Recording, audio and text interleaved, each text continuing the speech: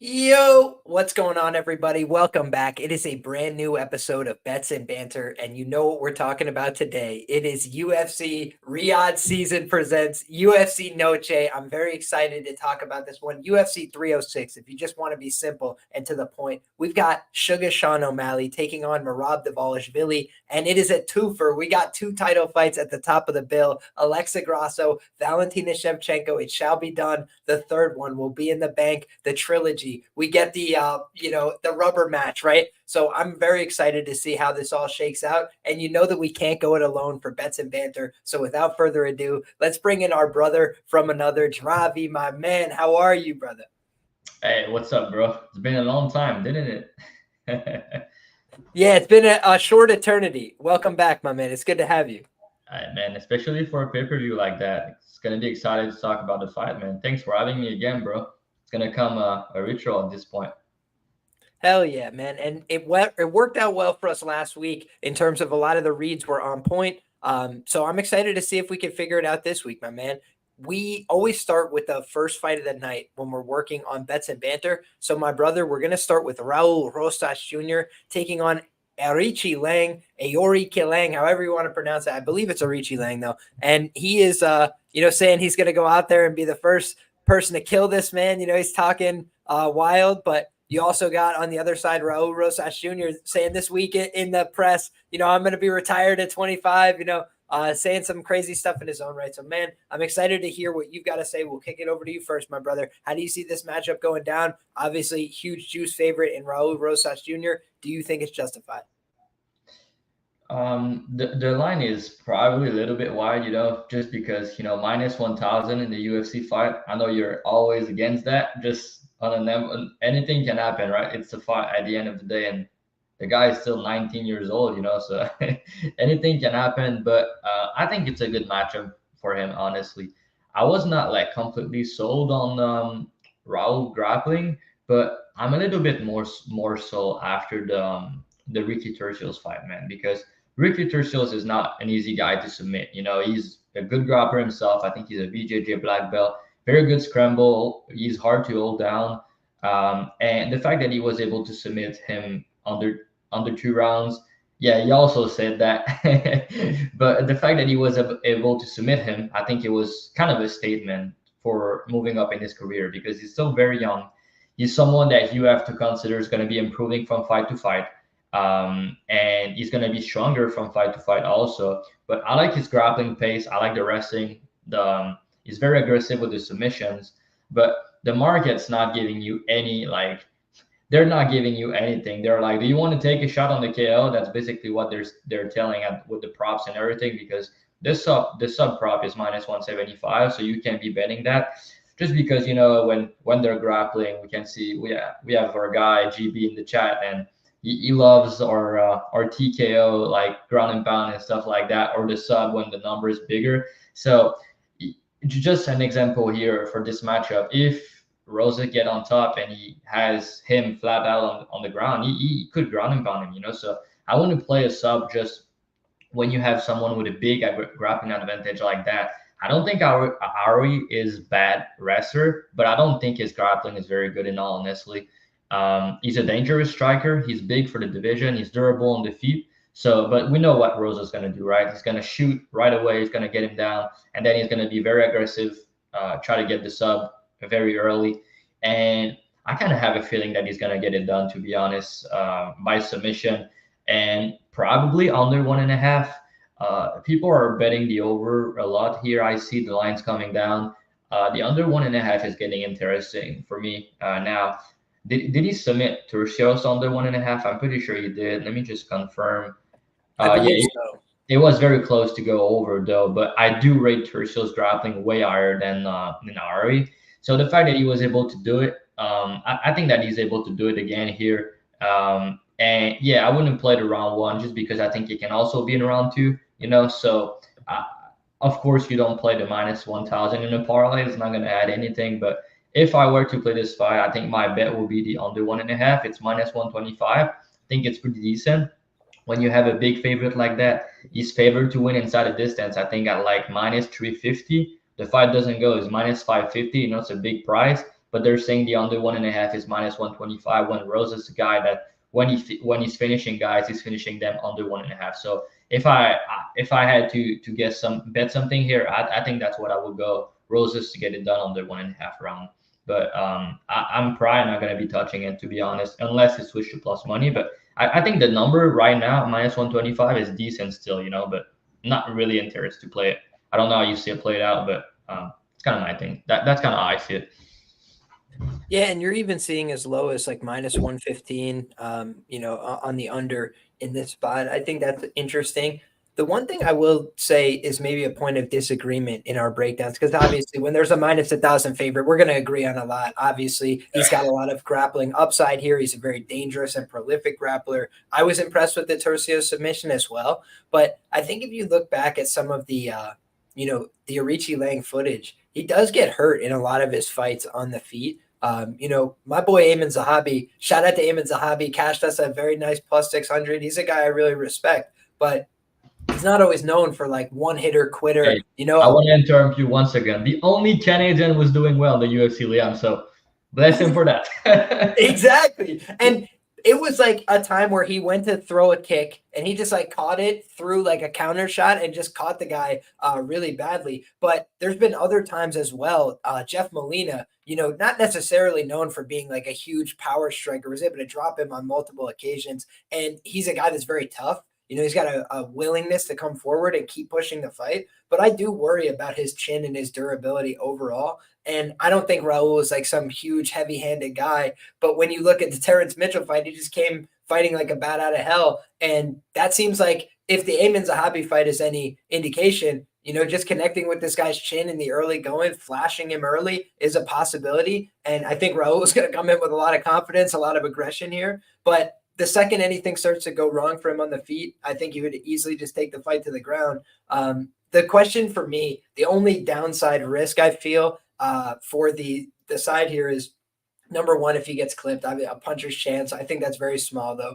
I think the bigger problem would be if he goes for a big finish in round one, if he goes for a big finish in the first 2 rounds, and then we see him out there struggling a little bit in round 3. We've seen Arichi Lang take an ass whooping and then come back a little bit on people in round 3 and keep pushing the pace. So I think that's his upside, what he could potentially bring to the table here. And, apparently all the people that train with him say he's like a murderous puncher. And when he hits people, it's a lot of power. But ultimately, I think Raul is just going to have the positional advantages. To your point, the big plus money number on the KO, maybe it's a bait price, but it does seem to me like I'd rather be on that long-term than chasing a -150, -160 sub prop. I have a very good record lifetime betting on both KO and sub props. And it's because I typically, don't play it if it's the thing that's chalked out to happen, the most likely outcome. And for Raul, in front of a fan base that's going to be very vocal and supportive, maybe he does try and mix it up a little bit. And I think he could belly this guy out from the back position, which is where he's very prolific at getting to. And instead of chasing down the submission, maybe he just goes for the ground and pound. So I think there's a couple different ways that we could see him, get to the TKO, and it's a big plus money number. So that would be something I would consider looking at. If it does get to the 3rd round, I think he's probably just going to try and ride it out. And get that experience. And maybe then, the ITD at -450, people get a little bit upset. So that's why I would either buy down to that chalk of -115 for the under. Like you said, open yourself up to a lot of his finishing equity early. But I do think the longer the fight goes, the finishing equity, unlike a lot of fights, is definitely going to diminish in this one based on what we've seen from Raul in the past. He had a lot of early success against C-Rod. Looked like he might finish him. Yeah. And then when he couldn't get it off, C-Rod was able to rally back on him big. So shout out to Jacob Edwards in the chat. Says Raul Rosas to win an under 2.5. +1 takedown recorded at +100. Hey, if he one punch knocks him out in the first round, you don't cash that. But otherwise, I like where your head's at, brother. And best of luck to you. Next up, my man, we've got Edgar Chairez taking on Joshua Van, and Edgar Chairez was supposed to be taking on Kevin Borjas, and unfortunately, he was scrapped from the card. So enter Joshua Van. 2 months removed from a knockout loss. I'm a little bit surprised that they booked this fight. I'm a little bit surprised Josh Van accepted this fight. He's a tough guy. He's a very good fighter. He's skilled. He's got good hands. He's very fast. He throws a ton of output. I think that's his best attribute in the UFC. It's going to be very hard for people to get ahead of him on the strike count because of how much he's throwing. However, he's gone to split decision with Zhalgas Zhumagulov, a guy who middled out in the UFC, didn't really have a very successful career, fought close with everybody, but just really didn't show he could distance himself from UFC level fighters at any point. And I think that when you're looking at this kind of matchup, Edgar Chairez is a difficult guy to cap, in my view.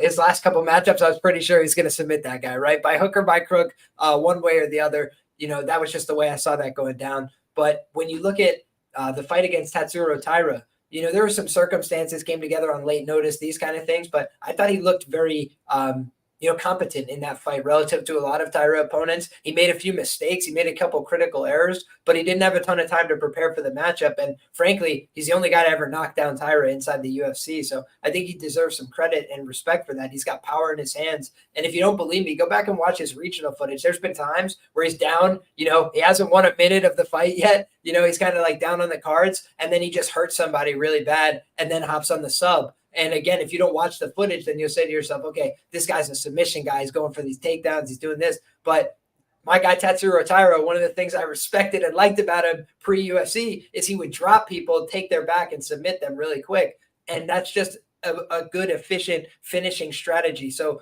for me, I feel like Edgar Chairez, if I had to rate who's got the grappling upside here, I think it's him, right? I think Joshua Van maybe could wrestle with him. He's a guy that's got better wrestling now than he did when he was on the regional scene. However, he's still a work in progress in those positions. And when you're getting knocked out and when you're having tough fights, I don't know that you're getting right back in the training room to work. I think maybe you're taking a little bit of time. So it feels to me like he's biting off a lot here, coming back, taking on a guy who, the one thing I think you can expect from Chairez is he's a dog. He's willing to go out there and swing heavies. He's willing to go out there and attempt a lot of submission offense. And he's fought 5 rounds before. So he's not a guy that's going to go punk out in terms of cardio. He does tend to have like a very good start and drift off a little bit in terms of that cardio because he's throwing with 100% commitment. But for me, I feel like the guy who's probably going to be throwing a little bit more committed power is Chairez, and the guy who's going to be, looking for submissions, looking to get the fight to the mat is also probably going to be Chairez. So I think he's got a little bit of upside here as an underdog. I know some guys I respect think Van should be minus 400 here. I've had mixed results with Van. I bet him against Zhalgas Zhumagulov when he was an underdog in his debut, but then I tried to fade him, I believe, with either, I think it was Kevin Borjas, as a matter of fact, the guy who got pulled from this fight. And if you guys remember that fight, obviously he ended up lapping Borjas in rounds 2 and 3. He just had more pace, more cardio. He could give more output, but he got hurt badly in that fight. And so we've seen him get hurt a few times now in the UFC, and he rallies, and he's a really tough guy. But you're coming back 2 months after being knocked out. And with all due respect to Charles Johnson, who's a very good fighter, who else is he knocking out in the UFC? It's not been, a power punching run from him so far. It was great technique. It was great skill. There's nothing you take away from him for that. But you just have to ask yourself, is the durability fully there? And I've mentioned a million times on this show that, in my opinion,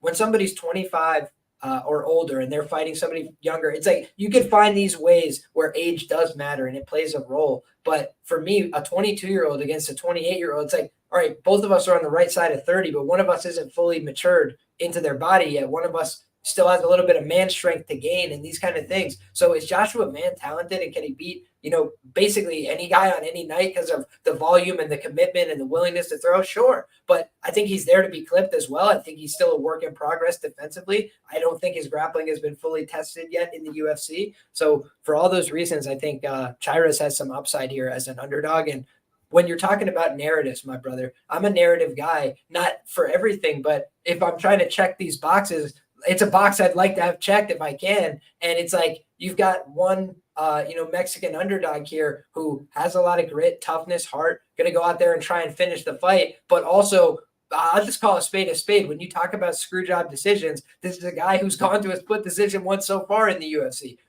Could he go to another split decision and it could be crying in your coffee because Josh Van did just too little? And the thing I'll say is, you can have a realistic case outside of narrative for you come back 2 months after getting knocked out. Do you want to throw as much? Do you want to get into the pocket as much? Are you willing to bang the same way, or are you a little bit more reserved? is the confidence a little bit shaken? We've seen guys as tough and scary as Francis Ngannou go out there and lose a fight and come out looking like a shell of themselves, afraid to throw. And he said as much himself. You know, I was in my own head. I couldn't go out there and release what I wanted to. I was stuck. I don't know how he's going to react to that. He's a young guy. He's come back from losses before, but now it's on a big stage. Now it's in the UFC. And by the way, it's one thing for somebody to take you down, take your back, choke you out. It's a whole different thing for somebody to go, hold this, bing, and shoot your head back, and then your brain's rattling all around. That's a whole different ballgame, right? That's why it's fighting and it's not a jiu-jitsu tournament. Okay, so I think that for me, there's a lot of concerns at a big minus chalk price. So it's a dogger pass for me, brother. How do you feel about this one? Yeah, I have a lot of similar thoughts. You know, I'm high on Judge Van and the UFC. I think he's healing his eye, and I've done very well betting in his fight so far. You know, I've never lost a bet on his fight, so I laid a chalk on him against both Borjas and Bunez, but then no chance. We've learned. yeah, and then they said minus 250 against Johnson. I said no, thank you, and I bet Johnson plus 165. To be honest, I didn't expect Johnson to knock him out like that. Like it was not my. I thought it would go the distance, so it was kind of surprising, like you said, to see him. But he did caught him with a beautiful left hook, I think, and then he got the beautiful uppercut. So that was a good setup. But still, he's not a guy that is known for his power. But I thought that Van was doing a very good job in this fight, though, and the Johnson fight, though. I'll say that. Like he was kind of hurting Johnson. He was putting him on the back foot, and Johnson was not scared, but he was reacting badly to getting clipped sometimes in that fight. I thought that was surprising because the guy's super durable and he's very hard to hit clean. And the thing I like the most about Van is the body work, the cardio, the pace, the volume, and the thing that I dislike is the fact that he can drop round one, which one of the reasons that if you think the fight's going to go the distance and you're paying minus 250 for him, you always have to factor the fact that he's kind of like a Peter Yan. He make his reads early. He dropped the first round against Boras, against Zalgas, and against Bunez, all of them. I think Johnson, it was split, right? But Johnson always dropped round one too, so that was kind of tricky going into it was the battle of who could lose round one first. Yeah, man. So, yeah, what happened then if he lose round one, and then after that, then what? He needs to win the next two, and you're paying minus 250. It's not really the thing I love to do, especially because, like you said, Torres is a very durable guy himself. I don't really see Van finishing him.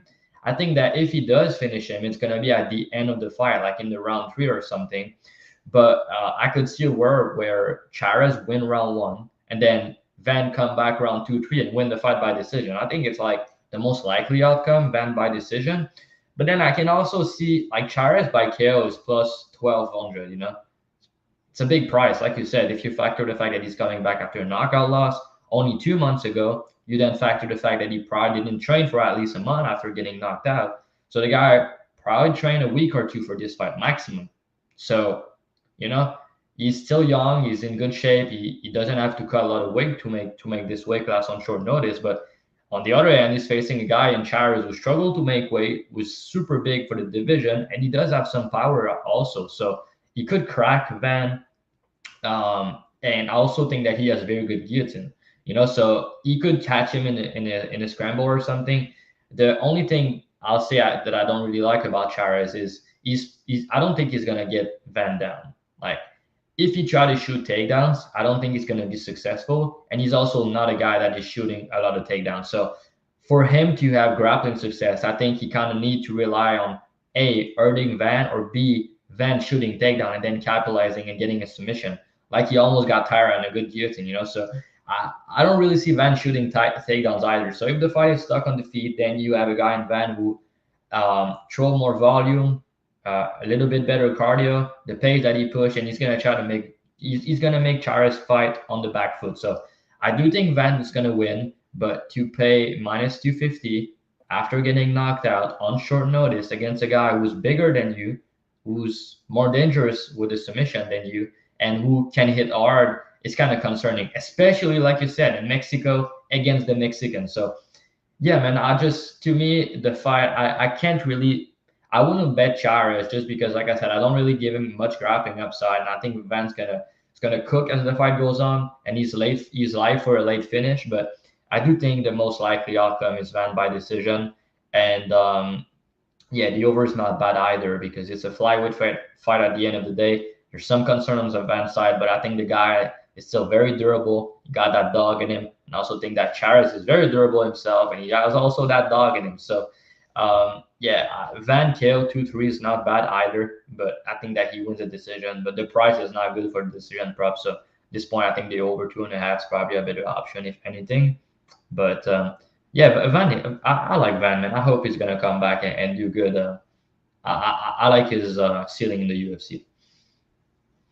Yeah, and I think that even if he loses this fight, it's no skin off his nose. It might just be a lesson in, hey, and I got to manage my career. A lot of fighters come in saying yes to the UFC, everything they ask for, and then eventually they're like, oh, I got to be my own best advocate, and maybe I shouldn't do that. And here's the other thing that I think has gone a little bit under mentioned about this matchup is look at the intangibles here in terms of 72-inch reach for Edgar Chairez. That's a big guy. You mentioned the size, but talk about the reach. He's got a huge reach advantage, 7 inches in this matchup, 2 inches taller.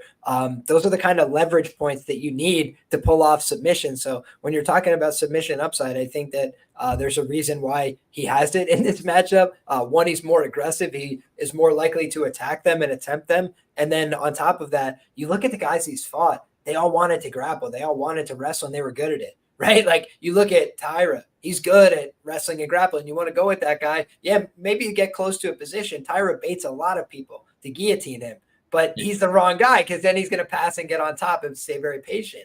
But when you look at a lot of these other guys, they're going to be in problems, I think, when Edgar Chairez wraps that up. So I think that this is an interesting fight. I think that it's a good piece of matchmaking, but ultimately, I do think we have a live underdog here in Edgar Chairez. I almost thought about playing the scorecards equals no action, but I ended up just thinking to myself, like, the robbery upside is there, that I'd probably just play the money line at that point. Yeah, yeah, no doubt, man, no doubt. Also, Liam, Chairez to land a takedown is plus 350 on Bet Online. I don't know if you like that, but he's really not that much of a takedown guy, to your point. I think he's willing to go out there and strike. He kind of keeps it a little bit lower volume and just lands like powerful shots on the counter. So after that sneeze, we can move along to the next fight, my brother. We got Yasmin Ortega taking on Ketlin Souza. Why don't we start with you, my man? Yeah, it's not. I don't have much to say here. I think Yasmin should rose. I kind of think she's better everywhere. She's very good, man. Like, I know she got clipped. I catch Gomez in the under back then. Nobody wanted to play it. Now everybody knows, and they're like, yeah, she could get knocked out again. But I think it's a spot where, like, first of all, one thing I think is very interesting is the same scenario where she get hurt and go like Gomez. I thought the stoppage was fine, but in Mexico, with the team of the card in the sphere like that, they probably let her a couple more seconds to try to recover and then get back into the fight. I don't think they will stop the fight as fast if she get clipped here, personally. But talking about the fight, I think she's a better striker. I know we have not seen Yasmin grapple in the UFC, but she's a good grappler. I think she's a brown belt in BJJ. You can correct me if I'm wrong. And she just doesn't really shoot takedowns because she's a very good striker. She cannot strike these girls. But Souza's a girl that she's decent on top, but I think on bottom she's very bad, man. If Yasmin won, and I don't think she will because she probably wants to strike, but if she wants, man, I think she can get that girl down and submit her. I really do. But on the other thing is, I also think that she can knock her out. So I think that we have a scenario where I think Souza has been finished in 100% of her losses, and we have a girl in Yasmin who, she didn't finish Sham Hughes, but Sam Hughes was pretty blood up. Like she was bleeding a lot after that fight. And Sam Hughes, we know that she's very durable. And then she got finished against Golm. But let me just remind you guys what were the price back then against Golm, who's way more dangerous than Souza, in my opinion, and who's a better fighter. I would pick Gomes all day against Souza, no doubt, right? So when they fought, I thought the price was just bad there, but I don't see it in Souza, even if she has a lot of finishes on her resume, right? So Gomez plus 350 and the under 2.5 was plus 131 back then, right?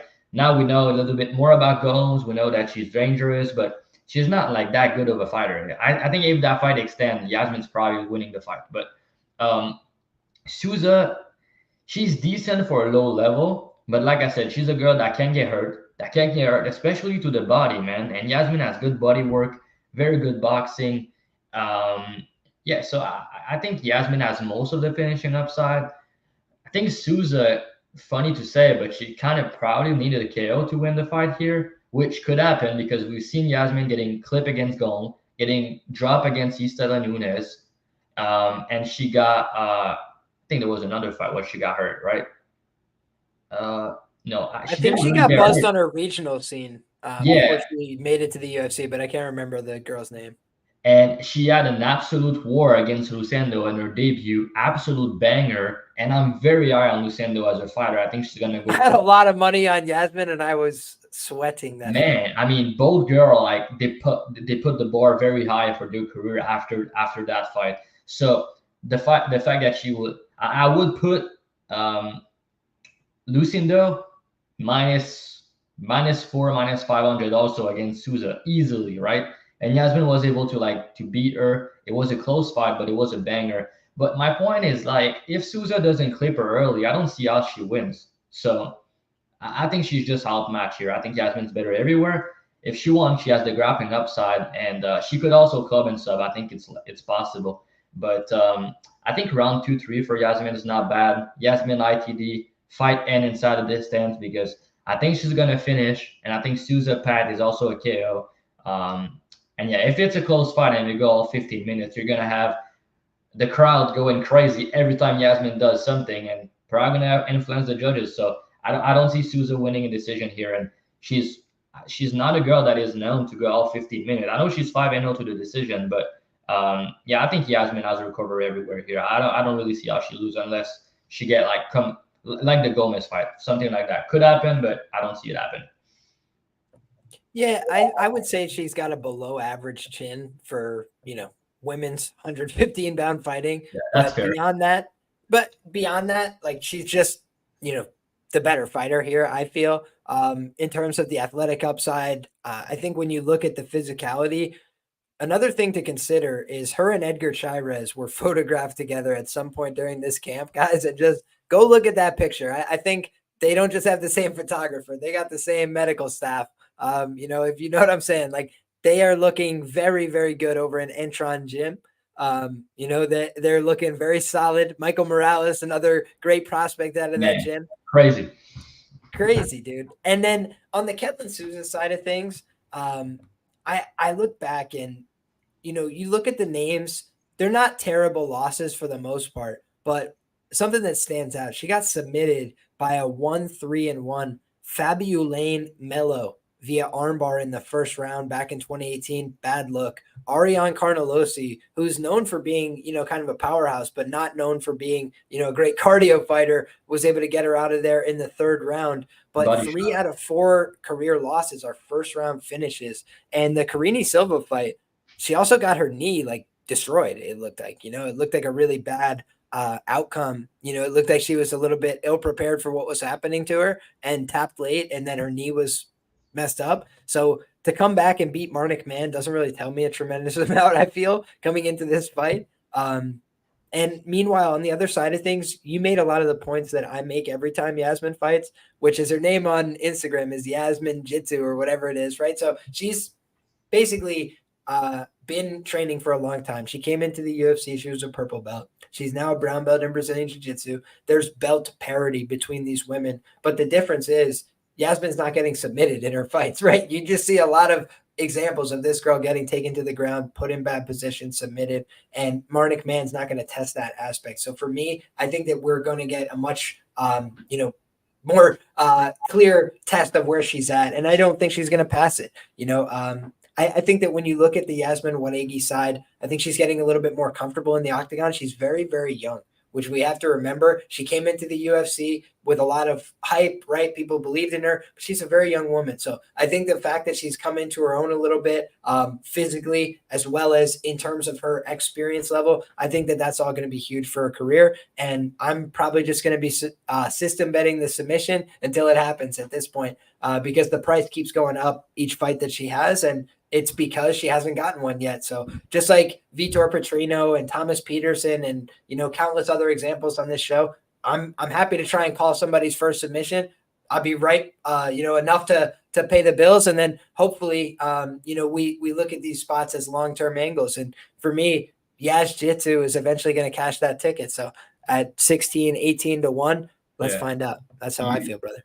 You can allow yourself to be wrong at plus 1600. That's also the difference. Like you said, you can play it 4 times, but still profit at the end of the day, depending on how you play the units. But yeah, the only thing that stopped me to play the sub myself personally was the Nunes fight, because she had the opportunity to get a sub here if she wanted to, and she did show that she preferred to go for the ground and pound. So just a little bit the fighter preference. Sometimes we need to notice this a little bit, but again, they're saying plus 1600, so it's if we're favoring the sub, then we would definitely be fading it. But in this case, I think that there's finishing upside. I think the other thing I just want to mention is I have system bet in the past her rounds 2 and 3 because she tends to be an accumulative fighter. She doesn't tend to rush out there and kill people. But then just looking at the stats pre-UFC, I think 5 of her 7 finishes are in the first round. And this girl's finished in the first round 3 out of 4 losses. So, you don't want to do MMA math, but you just want to look at the data and say, like,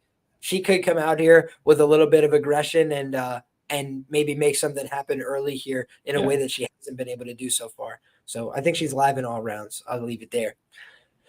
All right, brother. Let's move to the next one. I think this is one of the most fascinating fights on the card because you have on the one hand, Manuel Torres, prolific first-round finisher. I mean, just going out there, putting people away, finding different ways to do it. He could put you away with the submission. He could go out there, put you away with the hands.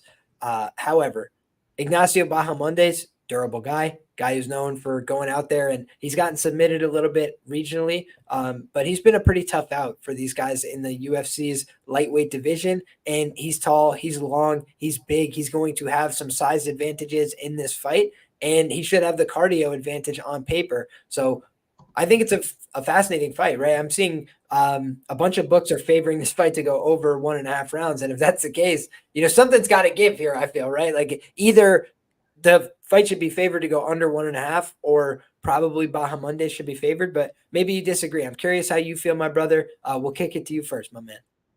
No, you're spot on, bro. I think that's exactly like if the fight go over 1.5, you want to be on Baha Mundays. If the fight goes under, I think Torres is more likely to win. But at the same time, I know Baha Mundays is very popular dog this week. Everybody playing him. I don't really see it, to be honest. But I mean, I understand why they're betting him, if you know what I mean. But I just don't. I think it's kind of, I don't see him winning that much. And also, I had about the over stuff you said that if you want to bet Baha on this, I'm not a guy that really do live bets, but I know a lot of people love to do that. You can probably catch Baha on this after 3 or 4 minutes. You can probably get him at like plus 250 or something. Like, just think about it. I think Torres is gonna come gun blazing, and they're live to both finish each other in the first round, just because the way Torres fight. But the way I look at Baha Mundays, I like him, and I'll say something I didn't say on my podcast, and I forgot after I wanted to mention. Baha Mundays and Zell Huber, I mix up these fighters a lot in my head sometimes, and now they put them both together on the same card. So I just think it was funny. Anyways, I like Baha Mundays' frame. I like his kicks. I like his volume. I like his cardio, his pace. He's a dog and everything. I like that, right? What I don't like is he's very hittable, especially in the pocket and especially early in fights. I said he's a dog. There's a reason I know he's a dog. That's because he's been hurt before, So I've seen him getting dropped badly by Ludovic Klein in the first round. Almost got finished in that round. And Klein is, he's a good striker. He's fast. He's a better technical striker than Torres, no doubt. But gun to my head, if I had to guess who hit harder between Torres and Klein, I'll pick Torres all day. You know what I mean? So if Torres clip him the same way Klein did early, which I think is very possible, there's a lot of possibility that Baha don't recover from that. That's the first thing. Also, you mentioned the sub point, which is a very good point. Torres is, man, Duncan is not an easy guy to submit and to have your way in the grappling. I bet Duncan in that fight because I thought that he could be the better grappler, the better wrestler, could extend the fight. He's durable. He could survive early. Was doing well for the first minute. He clipped him. I'm like, oh, maybe we have something. But I love to see the fact that also Torres has shown me that if the thing doesn't go his way in his fight, because he has a lot of, like, his fights are not perfect. He's getting clipped. He's losing minutes sometimes. He can get hurt himself, but I like the fact that he's a winner. He finds a way to win fights, which I like. Bahamondes, on the other hand, he got, like I said, he got dropped by a client, but I think in the same scenario, if Torres doesn't put him out, I think he could submit him if he hurt him, which I think it's a big difference here compared to the other matchup that Bahamondes had. Also, another fight, if you remember the McDazzy fight, I know it was in 2021, but he also got hurt in the first round, and he's a guy that doesn't take damage well. After war or getting clipped, he's a guy that's going to bleed a lot, and just for the judges, just a little thing to consider. And even the Giagos fight, beautiful performance. But again, he finished him in round 1, which I thought it was pretty good because Giagos normally is someone you finish in round 2, 3. But he got clipped hard against Giagos 2-3 times, Liam. Like, he didn't get hurt anything, but he got hit pretty badly. So he's a guy that get hurt or get clipped in the first round in almost every fight, you know. He's good at distance, but Torres is not going to just try to kick with him at distance. That's not his style. He's going to enter in the pocket. Nasty elbows. Ask Nick Moda about it. He probably had a little bit something to say about it. But bro, that is one of the that's a harrowing knockout, dude. You're like, wow, this is a sport. Nasty. So, but I was impressed by the sub against Duncan, right? So he's a guy that has shown to, like, I think he has like, so he has 7 wins by KO, 7 wins by subs, 1 win by decision, all of the win by finish or in the first round. And he got submitted 2 times back in the day also in 2019 and 2018. Knee board, you know, so not good things. But he's a guy that used to fight out 145. I know he has a decision win, which was a split decision. People are probably going to talk about it. But let's put some context into that particular fight, right? It was let me just check. Right, so it was in 2018 against a guy who was named Eric Gonzalez. He was 23 years old, fighting at bantamweight, and he went to a split decision. He didn't look the best in that fight, but that guy Gonzalez is now 13-4, fighting in he did fight at LFA back then, I think. Anyways, not the matter, but yeah, he is not a bum. That's what I'm saying. So Torres has shown me that he's super dangerous early, again, that he could win by KO, by sub, but he's a guy that I worry about his gas tank if the fight extends. I think that if the fight go past 6-7 minutes, Bahamondes is probably going to be taking over the fight. But he's going to have to come to survive an early storm, which I'm not sure he's going to be able to. So I wouldn't play Torres money line just because I don't want to lay chalk on someone who's more like, I think most of his win condition is in round 1, like maybe 70% of his win condition. I could see a war going the distance, winning round 1, losing round 3, and depending on round 2. But more often than not, I think the fight finished inside the distance. And I think that Torres could win by KO, by sub. And I think like 70 to 80% of his finishing upside or in the first round is in the first round and a little bit early in round 2. So to your point, yes, I do like the under 1.5, but I do prefer the Torres side. I like the Torres round 1. And I also think that he's going to get it done by submission this time out also. So round 1 sub, I got plus 1,000. I think the price is not as good now, but I think he's going to hurt Bahamondes early and then maybe pound him out, but he showed me that he could grab the neck. And I've seen it on original even. You probably saw the fight where he got a guillotine when the guy's on the feet, right? He got him like that, and he squeezed his neck, and the guy went out. That was a good sub. So he has a good squeeze. He's nasty with it. Even the rear naked choke against Duncan. Like I said, not an easy guy to submit. Bahamondes, it was a couple years ago also, but he got submitted 2 times in the first round also. So he's not a guy that has been knocked out before. But I think that he's facing one of the most dangerous guys that he fought in a long time in Mexico. So it's gonna be a good fight nonetheless, though. But I'm interested. I'm interested to know what you have to say about it. Well, technically, it's going to be in Las Vegas, but we're going to have Mexico in the background all Yeah, over I the said I sphere. said You know what I'm Mexico, saying? right? Yeah, yeah. When I think about it, I'm like, it's in Mexico because all the Mexican, but yeah, it's in Las Vegas. You're right, but with all the Mexican teams and everything, right? Narrative from Mexico. Exactly. I agree with you on the narrative. I just wanted to make sure people knew that we knew we're in Vegas. Yeah, But I fucked in up. any case, oh, dude, don't worry about it. If I don't fuck up 10 more times on this show, then it's not a good show in my book. But in any case, my man, I'm looking at this fight and saying to myself, there's a couple different ways I could look to play this. I've been on the like ends by sub several times in a row for Baha Mondays, and it hasn't come through since that Rongju fight. Right. And in that fight, he was able to go out there and get the late submission. He's got the right instincts, I feel, in terms of that front headlock game. On the other side, you look at his defensive jiu-jitsu. He's certainly gotten better since he got into the UFC. He works with the right guys, Valley Flow Striking Academy, Unheralded Gym. That's where Bilal Muhammad comes from. I've been giving them shouts and praise for a long time.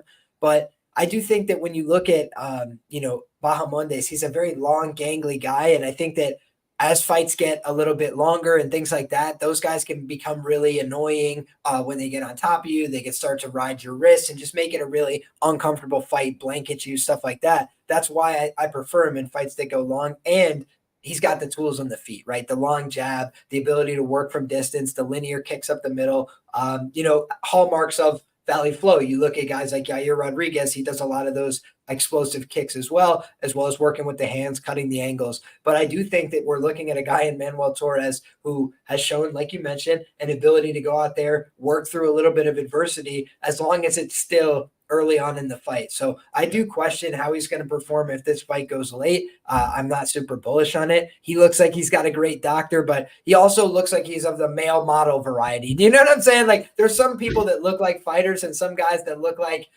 athletes and action figures and stuff like that. He kind of strikes me as that build, a really good hammer. Don't know how good he is as a nail in an extended fight. It's one thing to be tough to go, hey, let's throw punches and see who falls over. But it's another thing to say, hey, let's dig deep on cardio and see who still wants to be here and dig into the trenches. And I don't know that he's going to want to do that, especially with Baha, who could throw, 150, 200 strikes over the course of the night. And they get progressively worse, right? Like that's the thing about Baha Mondays that makes him so scary is he doesn't come out and like start hitting you with his best shots at the beginning until that last fight against Yagos. For the most part, he's going out there and methodically picking you apart with shots. And when you start to slow down, the defense is a little bit, less reactive. Then he starts going for the headshots upstairs. But to your point, ultimately, you look at his face in the fight with John McDessie, and he got absolutely brutalized. The guy just doesn't defend very well. He throws a lot of great offense, and he can, stick around in a fight.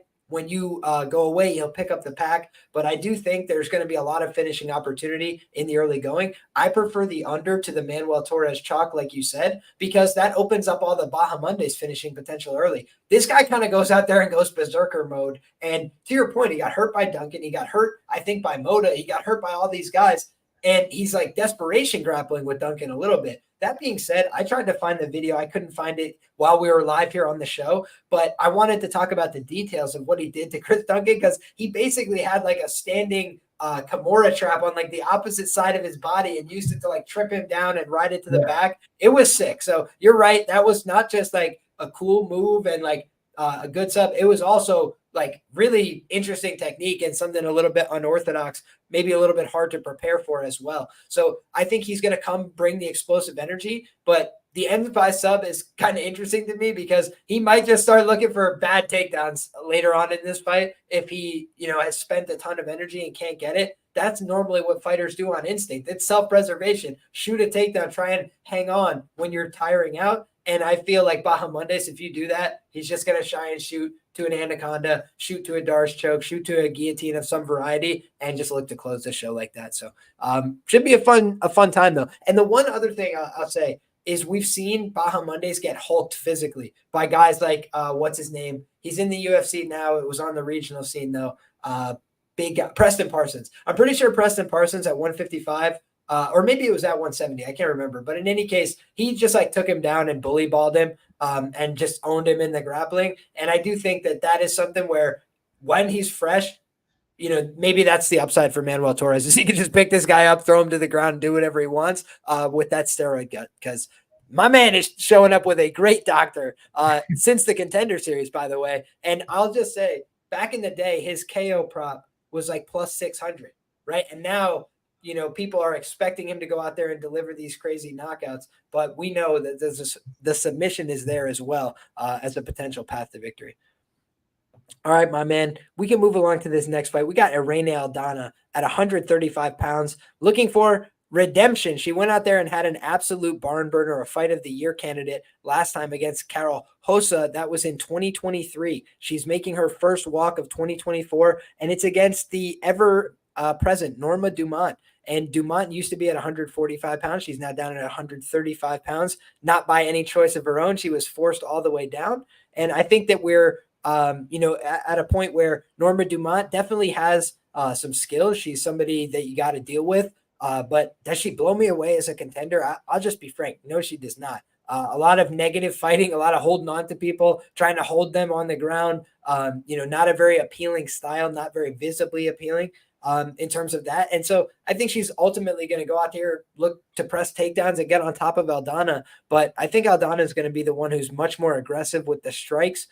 Even if she's on her back, I think she might be throwing up more offense off of her back than what we see from Norma Dumont on top. The fight with Germaine Duran to me, if Duran to me wasn't 40, I think she would have won the fight.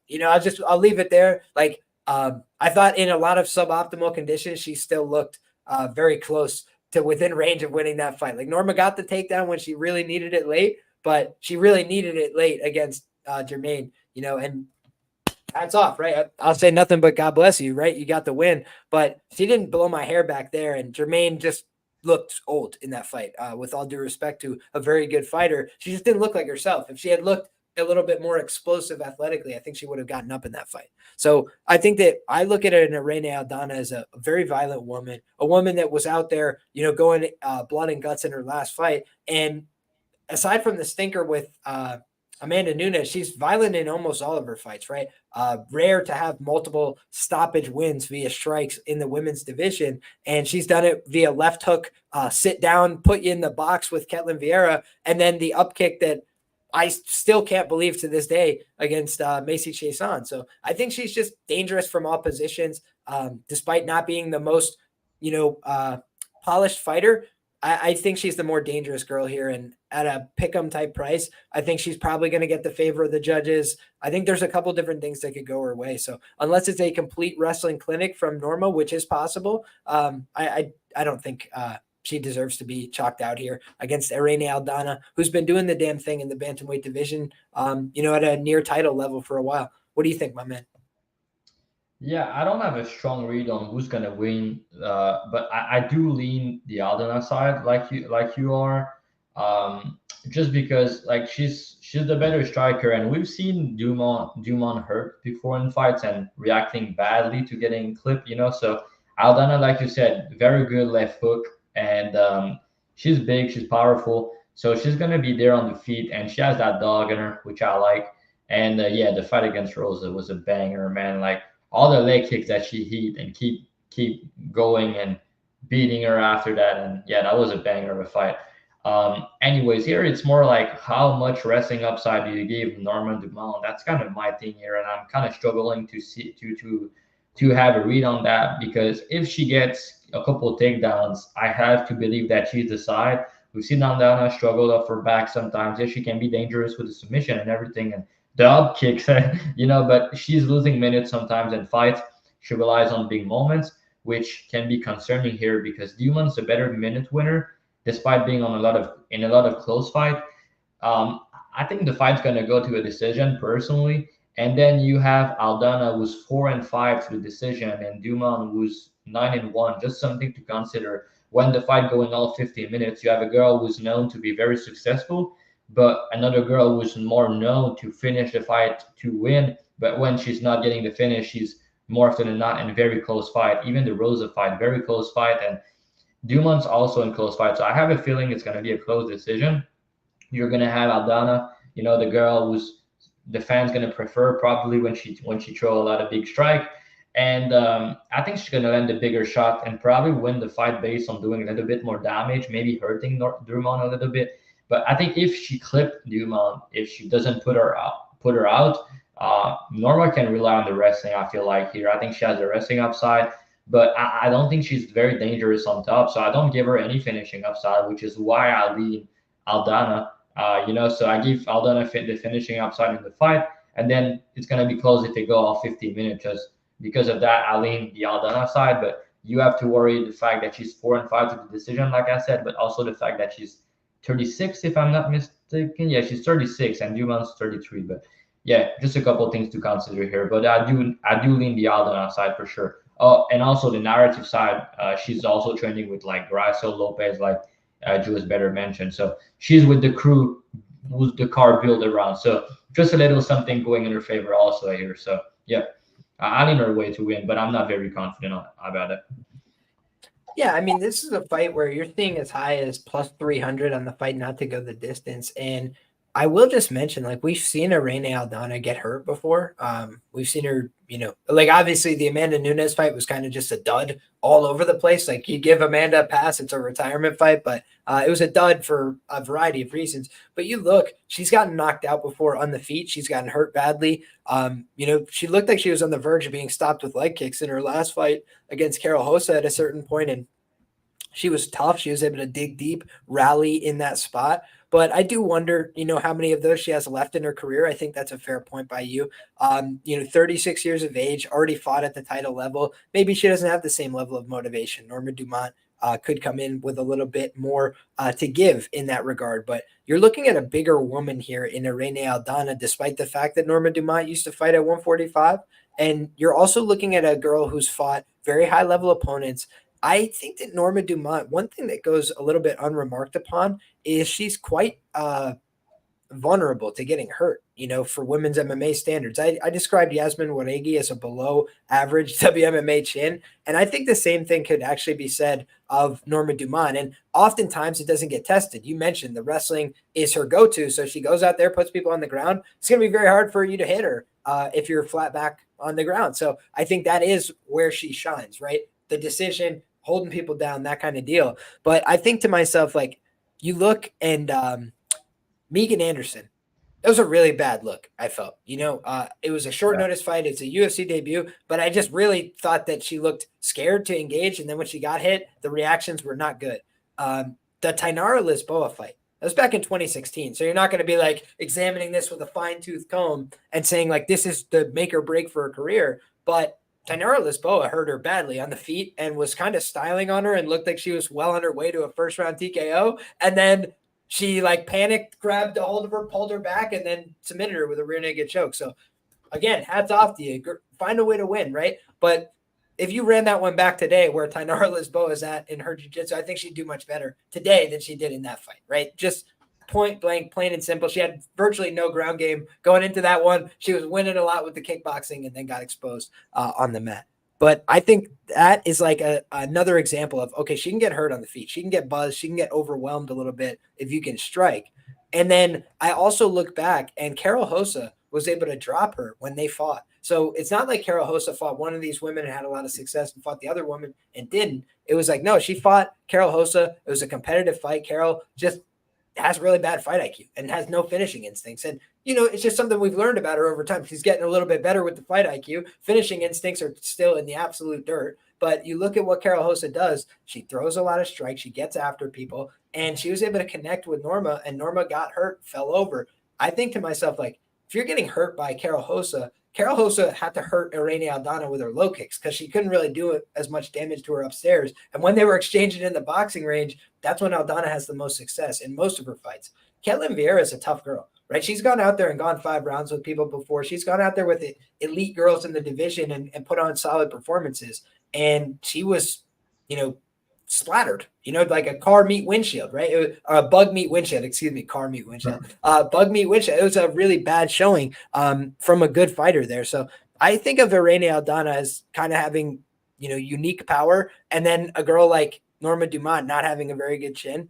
I think that's the most finishing upside I see in this fight is while the fight's on the feet, whether it's knees to the body or the left hook upstairs, I think Irene Aldana just has powerful shots. And I don't think that Norma takes a great shot, honestly. So I think that she wrestles and grapples for a reason. It's not because she's going out there and submitting all her opponents, right? Most of the time she's doing fuck all, but she goes out there and doesn't want to get hit. So she gets on top of people. I think in this fight, Irene Aldana is going to hit her. And we saw Macy Chiasson was well on her way to a great fight there, right? Like I thought Macy Chiasson, I was like, you know what? I got to hats off to Macy. She finally put one together. And then she blew it in the final closing seconds there. That was still like Irene Aldana finding a way to be dangerous late. I'm like, you just got to take your hat off to this woman. So for me, I feel like given the occasion, she's going to go out there and fight her heart out, right? Against Amanda Nunes, maybe you shell up into yourself. You don't give your best. Against Norma Dumont, whose best highlight is chasing Chelsea Chandler around the octagon, I think that she's going to have a lot more confidence. Yeah, and to your point, Liam, like you said about Dumont, like she got put out by Anderson back in the days, and she got hurt in the first round I think 1 or 2 times in her UFC career. And Aldana, she has 7 over 8 KO or in the first round. Can I interest you in Aldana KO in the first round on Bet Rivers at plus 2,400? I am not mad at that. I think the different interesting angles here from Aldana KO to the ends KO being like plus 600 in a fight where Aldana last fight was on the verge of being knocked out. And then her primary finishing condition, I feel in this fight is the knockout. Aldana by knockout on sharp markets is like, plus 550 to win the fight by knockout. And either girl is 600 when, if I'm thinking of like, how could Norma finish this fight? I don't really expect her to submit Aldana, but could she just pass to the mount on a non-existent guard and beat her up? Like maybe, and honestly, if you don't want to get screwed by the judges, that's what I'd do. If I was in her corner, I'd be like, get on top of this girl and punch her in the face. She doesn't know how to get back up. So, should be an interesting fight though, my man. And shout out to our guy, Dan Levy from Half the Battle says, smash the like button, gentlemen, and all the ladies. I'll add you guys as well. I see my analytics, 2% of you out there are ladies. So want to shout out to you guys. Thank you guys so much for being here, but also shout out to the fellas. Appreciate you guys. We're moving on to the main card here. If you're not subscribed, get subscribed. If you haven't dropped a like, drop a like. And without further ado, we're on to this flyweight opener. It's going down. Ronaldo Rodriguez. My man has done an entire rebrand. Okay. He used to be Luis Rodriguez or whatever. I had notes on this guy when he was going by the whole 3-part name. And now he's down to Ronaldo Rodriguez. A little bit better for that poster, a little bit better for the marketing. I think they figured something out here, fine-tuned it. And this is an interesting spot for me because the tape is not great, right? I think that there's definitely a lot of red flags with a guy like this in terms of long-term, how he's going to fare out in the UFC. I definitely see some holes in his game. Getting taken down 4 times by Banter, not a super bullish look. Banter is not a terrible wrestler, but he is a guy that's just not super physical and hasn't fared out in the UFC 0-3 so far in his run. Ode Osborne, he's got a negative record in the promotion, right? So you don't want to shine him up too much, but he's also fought a pretty tough quality of competition. He's gone out there and had decent minutes against good guys. So there's been moments of optimism, but he's on a 2-fight skid. He's in the, down in the dumps a little bit, kind of needs one back right now. How do you see this one playing out? Obviously the press conference, the talk of the town is Ronaldo Rodriguez, the energy, the attitude, he's bringing the heat, and Ode Osborne is responding in kind. What do you think, my man? Yeah, it's actually my free bet of the week. I posted the under 2.5 for that fight, and I kind of view it like the press conference make me make this bet, and I hope I'm not going to regret it. But also the lines were just dropping and dropping and dropping on the under, which at one point I thought it was interesting around the pick and price tag, because at first the book said it should be lined at 1.5, right? They lined 1.5. And then people betting the over and over again. So they switch it up. They said, okay, it's over 2.5 now. And people were betting the over again. So now they adjust the point to the under 2.5 was like close to a pick 'em.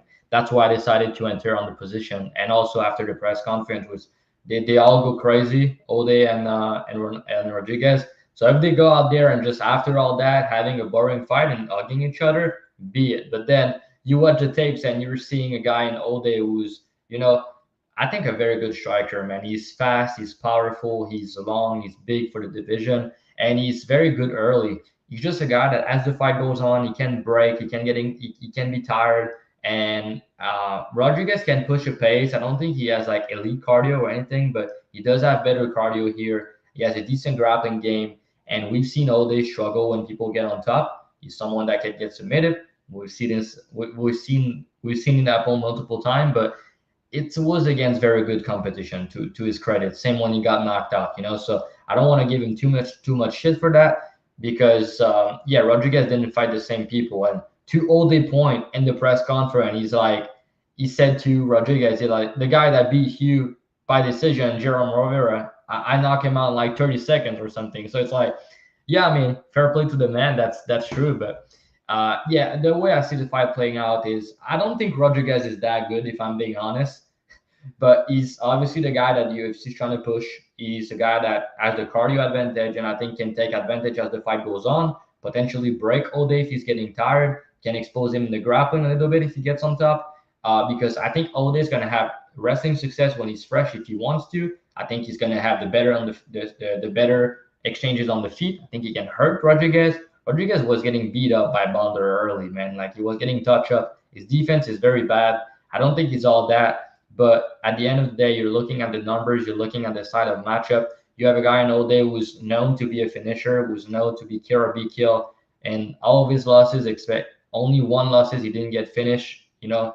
4 losses by sub, 2 by KO. All of them were under 2.5 rounds. And almost all of his finishes, except one finish, is in the first round, So he's a guy that, when the fight doesn't go off 15 minutes, he tends to go under at a pretty high clip. And you have Rodriguez, who's, he has finished in round 2, a lot of them, and finish in round 3. So he's someone that's finishing people as the fight goes on, and he finished his last 3 fights. So probably someone's going to be improving fight to fight. I know he has a big following on Instagram. You're potentially going to talk about it. So he's the narrative side, let's say. But the way I look into this fight is, I think O'Day can clip him early. I think he could take advantage of the mistakes that Rodriguez might make and the fact that he's so hittable. And O'Day is also one of the most dangerous striker Rodriguez fought in a long time. The frame that he has, the speed that he has, and the power that he has early, I think a guy like Rodriguez, who's going to be smaller than him and super hittable, feel like O'Day can capitalize and potentially put him out early.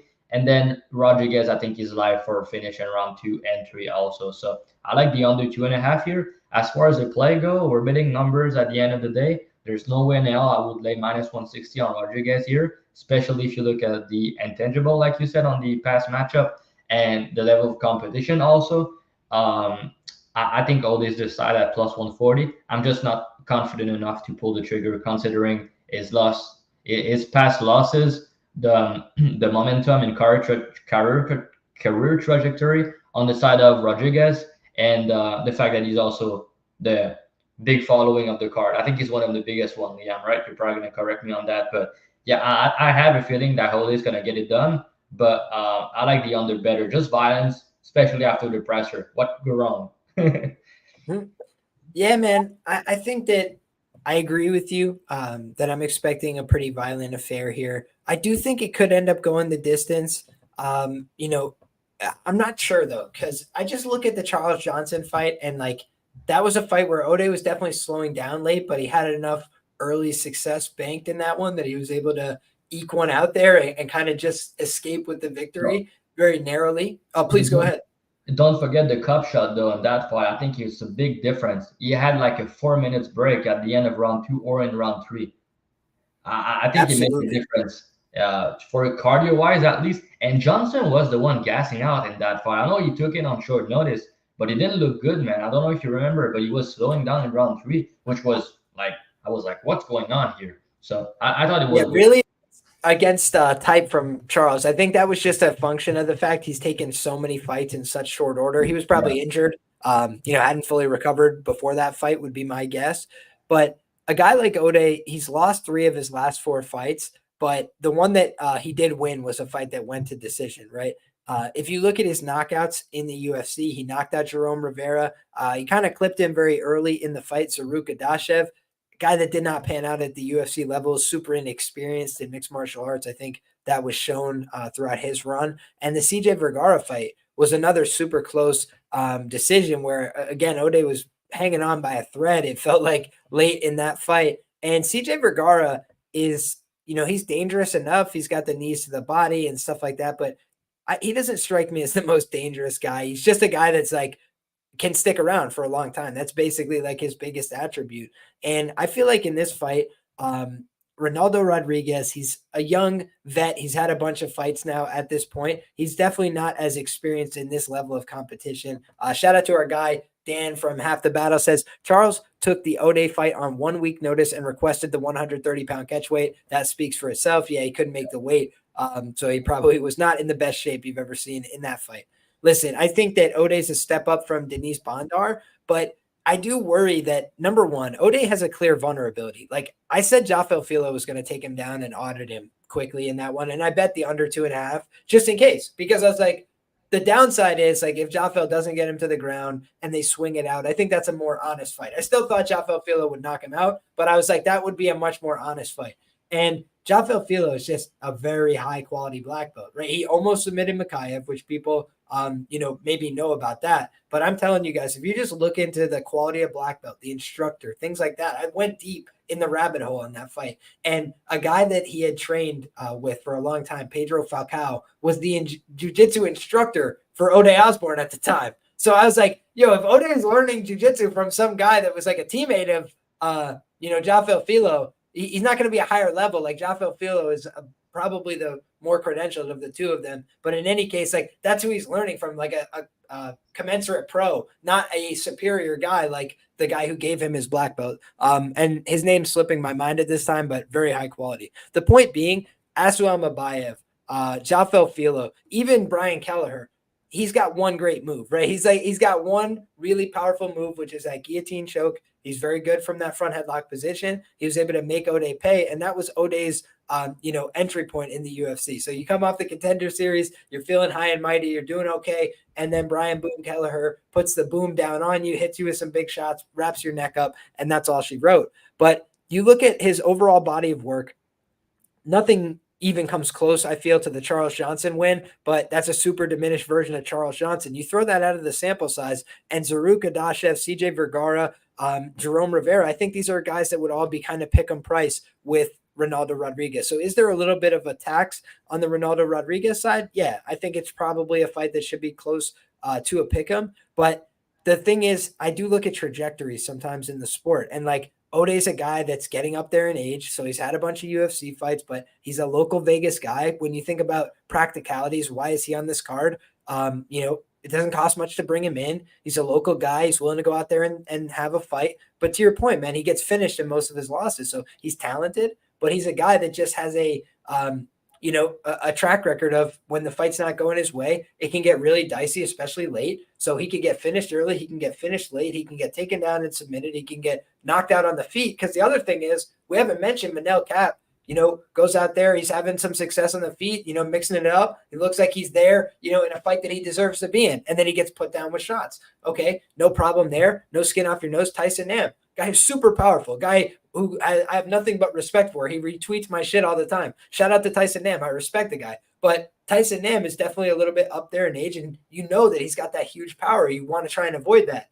That's part of the game plan, right? And he's able to go out there and splatter him anyway. Bug meat windshield. Now we got it. So I'm thinking about this fight and just saying, like, okay, O'Day can be clipped on the chin. He can be finished standing on the ground, however you want to do it. And I feel like Ronaldo Rodriguez has talked himself into going out there and throwing down. So I think that he's going to put himself in harm's way if the fight's on the feet. I don't know that he's a bad striker. I've seen him do some cool kicks and some cool movements like that. But I'll tell you what, man, I've also seen him doing the reverse, running 360 degrees around the octagon in a circle, in regional MMA with a guy chasing him down because he started to tire out and he started to get hit a little bit. And he's literally doing like full rotational sprints. So I feel like there's vulnerabilities defensively on both of these guys big time. So I'd probably rather lean into violence. But I have to put an article pick together. And I just felt like I could definitely see a world in which this guy Ronaldo is getting jacked up. His face is hanging halfway sideways.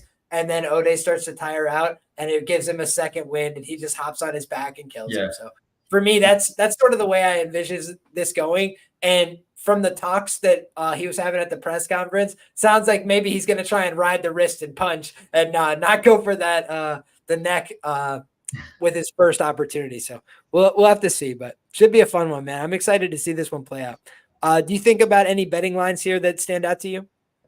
For the Ole fight? Yeah. And if you don't have any, that's okay. Yeah, I play the under 2.5. I give it out on Twitter anyways. So yeah, I play at -114 myself.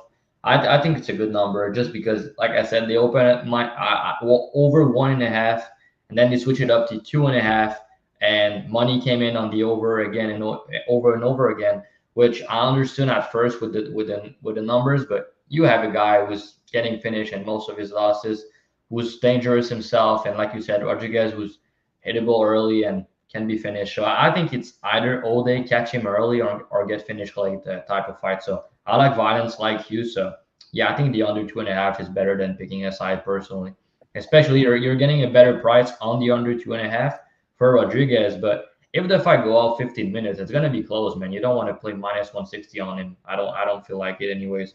Maybe to give him a weird decision, but you're not going to feel good about it. That's for sure. It's going to be sketchy if you go all 15 minutes. I'm pretty confident in that.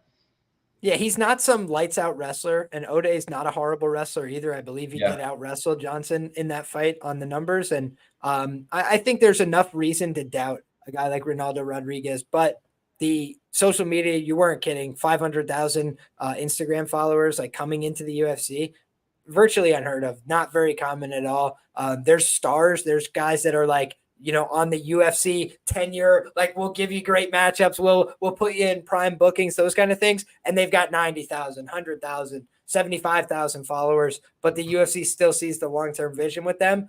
This guy came in with his own seemingly organic following, so that's pretty powerful, and also he just fits the bill, right? If you're talking about a guy who looks like he just represents culture, everything down to the wire, lives there, trains there, running the mountains there with Daniel Zellhuber and the crew. This guy's putting in the work, it seems like, to get the cardio up. And for me, that was something else that was important to see. Doing wind sprints and all this stuff, that seems like he's trying to put himself in the right position to beat Ode Osborne, which is stay fresh throughout. As long as he doesn't get clipped early, I think he's got a chance to come on late and beat Ode Osborne with the cardio. All right, my brother, let's move to this next one. One of the most fascinating fights on the card, I feel, because both these guys are fascinating prospects, right? You got an Esteban Rebovich who's put forward a very good product so far in the UFC. He's got a loss to Loic Radzhabov where he dropped Loic Radzhabov badly, hurt him with big shots to the body, made Loic wrestle desperately at certain points in that fight. He was landing huge shots. He's a very, very violent man, very dangerous. And the other thing to say is ABCs, always bet on cardio. This guy's got effing cardio for days, man. Like the scrambles he was doing that he was able to keep getting back up from, I was kind of, amazed by that. But he's got a little bit of gimmicky jiu-jitsu. He does a lot of Kimura trap stuff, and it's worked out so far. But I do wonder how that ages, unless he starts to add a little bit more to his game and develop a little bit more around that. I think a good grappler will eventually expose that. Loic's a wrestler, right? And he was out there wrestling him, not really looking to get to submission positions, trying to get to the mount, to ground and pound, things like that. But you look at how he was operating, and he was able to easily take him down on a number of occasions. So I think that Rebovich has bad takedown defense, but he's got good work rate to try and get back to his feet, try and push himself back to the cage, especially later in fights. He kind of gets a sense of urgency, and he's like, I cannot let this guy hold me down the rest of the fight. So he scrambles back up to his feet. But I do think he exposes his back. I do think he puts himself in front headlock scenarios sometimes because he dips when he's throwing his punches. He likes to go to the body. He likes to do those kind of things. He slips offline of the jab. And shout out to Miguel Class. If you're not following him already on Twitter, I think you guys should do that. He's very brilliant, like clipping these fights and kind of giving some analysis. But it's something I had noticed, and he put very good words to it, which is just like, you look at whenever somebody slips off the jab on Zellhuber, and the Prado fight is the one that comes to mind most recently, he's slipping off the jab, and then he's grabbing the double collar tie, knee to the face, knee to the body really hard. And it's punishing people for trying to slip off the jab to get inside. And for a guy who's long like Zellhuber, you have to have rangy tools that you can use. the kicks, the punches. I think for me, I don't like that Zellhuber doesn't throw a lot of leg kicks, right? But then I look at the fact that neither does this guy, right? Rebovich, if you just go through his stat line, he's not throwing leg kicks with people. That's not what he likes to do. He likes to get in there and box and throw hands. And for me, against a guy like Zellhuber, who has that boxing pedigree, who's got a very good boxing shell and defense, I think the much more defensively responsible fighter is Zellhuber. Despite the fact he's been hurt a couple times, he's tall. And tall guys kind of have that tall man defense when they're forced out of their stance. But the thing I look at that stands out the most is Rebovich has never fought somebody of this size, not even close, especially in the UFC. You look at the guys he's been fighting, they're all at size parity. The biggest guy he fought is Loic Radzhabov or Kemwela Kirk, who both had a lot of success in those fights. You look at Kemwela Kirk, he did everything but submit him in the first round. Go back and look at the tape, guys. He had a rear naked choke that was all but sunk in. Rebovich is tough, man. He kept hand fighting, and Kemwela Kirk seemed to me at a certain point to say, let me ride out this round. But then he almost got a head and arm choke late in the round as well. And honestly, if you put 20 more seconds on that clock, I think he finishes him in the first. So I've definitely seen some grappling vulnerabilities from Rebovich that I think can and will be exploited in the future. Whether that's on Saturday night or not, I think is yet to be seen. But we've seen Zellhuber go out there and submit Giagos. We've seen him go out there and put other guys in dangerous compromised position with the front headlock. On the regional scene back in the day, the guy's got one of the prettiest calf slicers you've ever seen. It's like he's got an aptitude for fighting on the ground, but he's also got the clinical boxing, the approach on the feet. A guy like Trey Ogden, very savvy, technical from the outside, working with the kicks. That's kind of a way to get to him, right? He's very heavy on his, stance because he likes to box. But I think Rebovich wants to box. He likes to throw kicks high. Is he going to high kick the 6'1" guy across from him?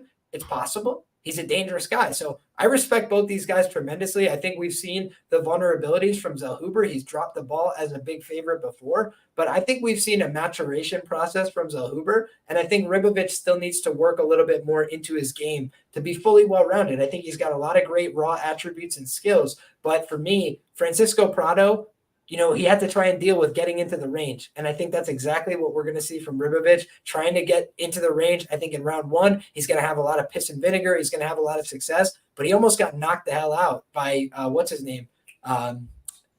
Jesus. I said his name 10 times in this breakdown, and now I forget. Loic Radzhabov. Loic Radzhabov almost knocked him out like 4 times in the first round. He was hitting him so hard, and this guy is tough as all hell, man. He just recomposes himself and keeps fighting. But eventually you can't do that if you just keep getting hit with clean shots. And the defense has not caught up to the offense, I feel. So knocking out Terrence McKinney, all these things, guy's impressive. The guy has aura. But I think it's Daniel Zellhuber's night. And I think he's going to find a way, whether it's with that submission game, whether it's with the hands later on, whether it's with the judges' scorecards. I think he's going to find a way to get his hand raised on Saturday. And I think more often than not, he's going to find a way to do it by taking over the fight in rounds 2 and 3. What do you think, my man? Yeah, the thing I'll say about like a total perspective or just the market pricing the Uber fights, they kind of struggle with it. I'll give you a little example, right? I played the Uber with Giagos. I played the under 2.5. It was plus 115. And then the fight after that, I played the over 2.5 instead of the under. Did I say the under? I meant under 2.5 with Giagos, right? And then I played the over 2.5 with Prado, and it was plus 145. Okay, and now they're giving me for the over 2.5. They're saying it's minus 200. So it seems like they don't really know how to price the totals from the Zellhuber fight, and the market opened it at 1.5. I took advantage of it. I played the over 1.5. I think it's a good way to play it because, like you said, I think that if there's a finish, it's probably going to be Zellhuber and potentially Zellhuber late. Even Rebovich could finish late because he's a guy that carry power as the fight goes on. He has finishes in round 3 before. But I think both of these dudes are pretty durable and they are very good cardio. So when I have a matchup like that with guys with good cardio, good durability, and they have that dog in them, it's hard for me to bet an under, right? So I do think the most likely outcome is Zellhuber by decision. But I don't mind your look, though. I think he's live to finish as the fight goes on. But I really like the guy, man. I like his boxing. I like his cardio. I like his toughness. Very good takedown defense, decent front choke game. And Rebovich, I also like him, man. He's fun to watch. He's powerful. He's gonna swing. The KO over McKinney. People are not talking about it enough.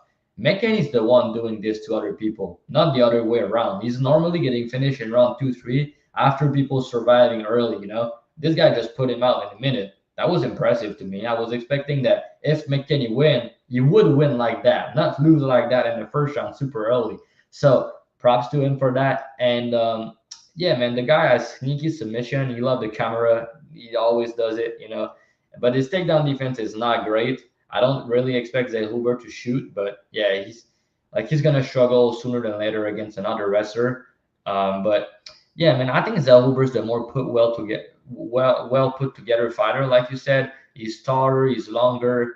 I like his boxing better. He's better defensively, I think, and he's gonna piece him up at distance with the jab. So yeah, maybe it's gonna be closer than the line indicate, just because Rubovic's a dog. He hit hard.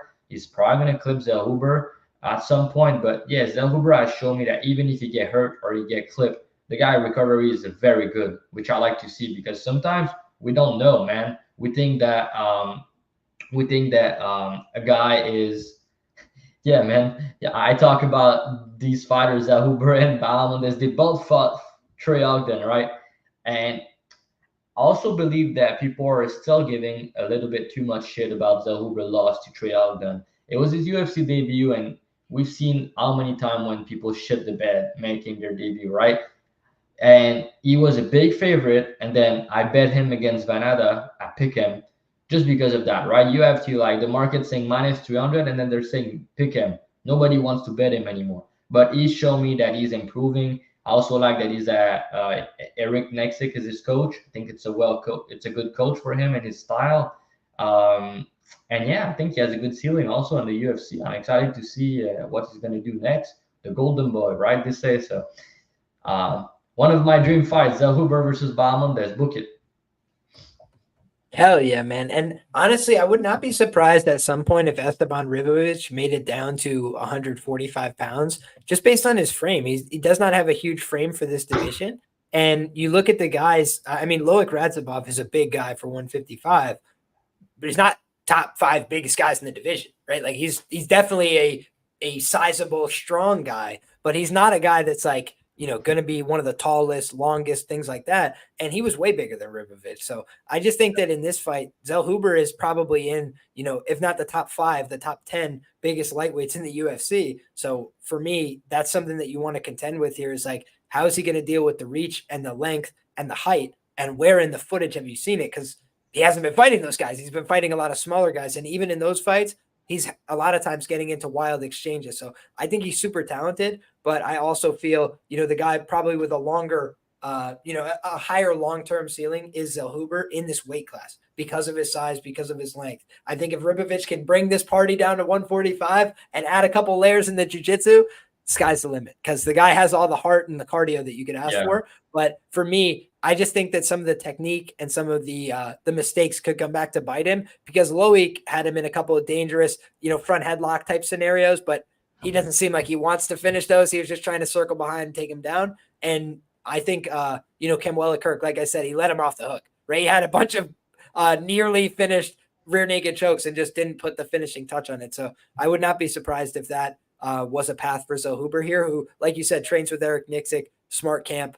And they understand that this Rebovich guy, you ain't want to deal with him for 15 minutes, because you're going to lose a piece of yourself, I think, in that fight, because of the way he brings the fire. He's just going to keep swinging at you. And we've seen him go out there, get styled on in round 1, look to his corner like, I'm tired, I don't want to do this. And then they yell at him. The Argentinians, guys, screw whatever Henry Hooft and them have to say. The Argentinians get on his ass and he starts going again. I'm telling you. So that is the one thing to watch here with Rebovich, is he's probably going to have some early success. Zellhuber might start to get it back.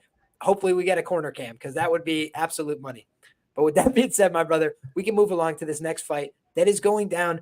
And you said you were curious about my thoughts on this one, man. It's going down at 145. This is a rebooked fight. And I'll tell you, I don't like betting on rebooked fights. I feel like they're a tougher way, to get the advantage on the market. This was a fight that up until fight day, everybody thought this one was going down. So a lot of people parted ways with their money, kind of give the information to the bookmaker. And hey, a lot of people were on Diego Lopes at a minus 120, those different kind of prices. And now you're looking at a minus 180.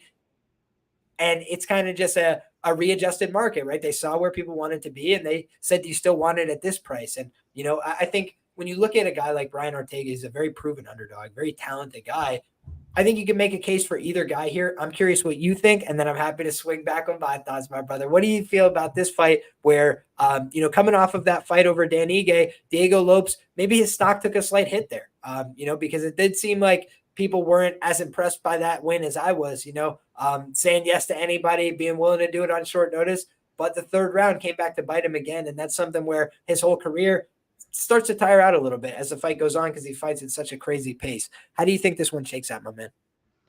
Yeah, man, I don't give him too much shit for the Dan Ige fight. I know people are not like polished about the performance. They said that it was a bad look in round 3 and everything, but we already knew that. We already knew that Lopez in round 3 was a potential trouble, but nobody's was able to put him in round 3. But Dan Ige, who's never been finished, he can go there even on 24 hours notice. He don't care.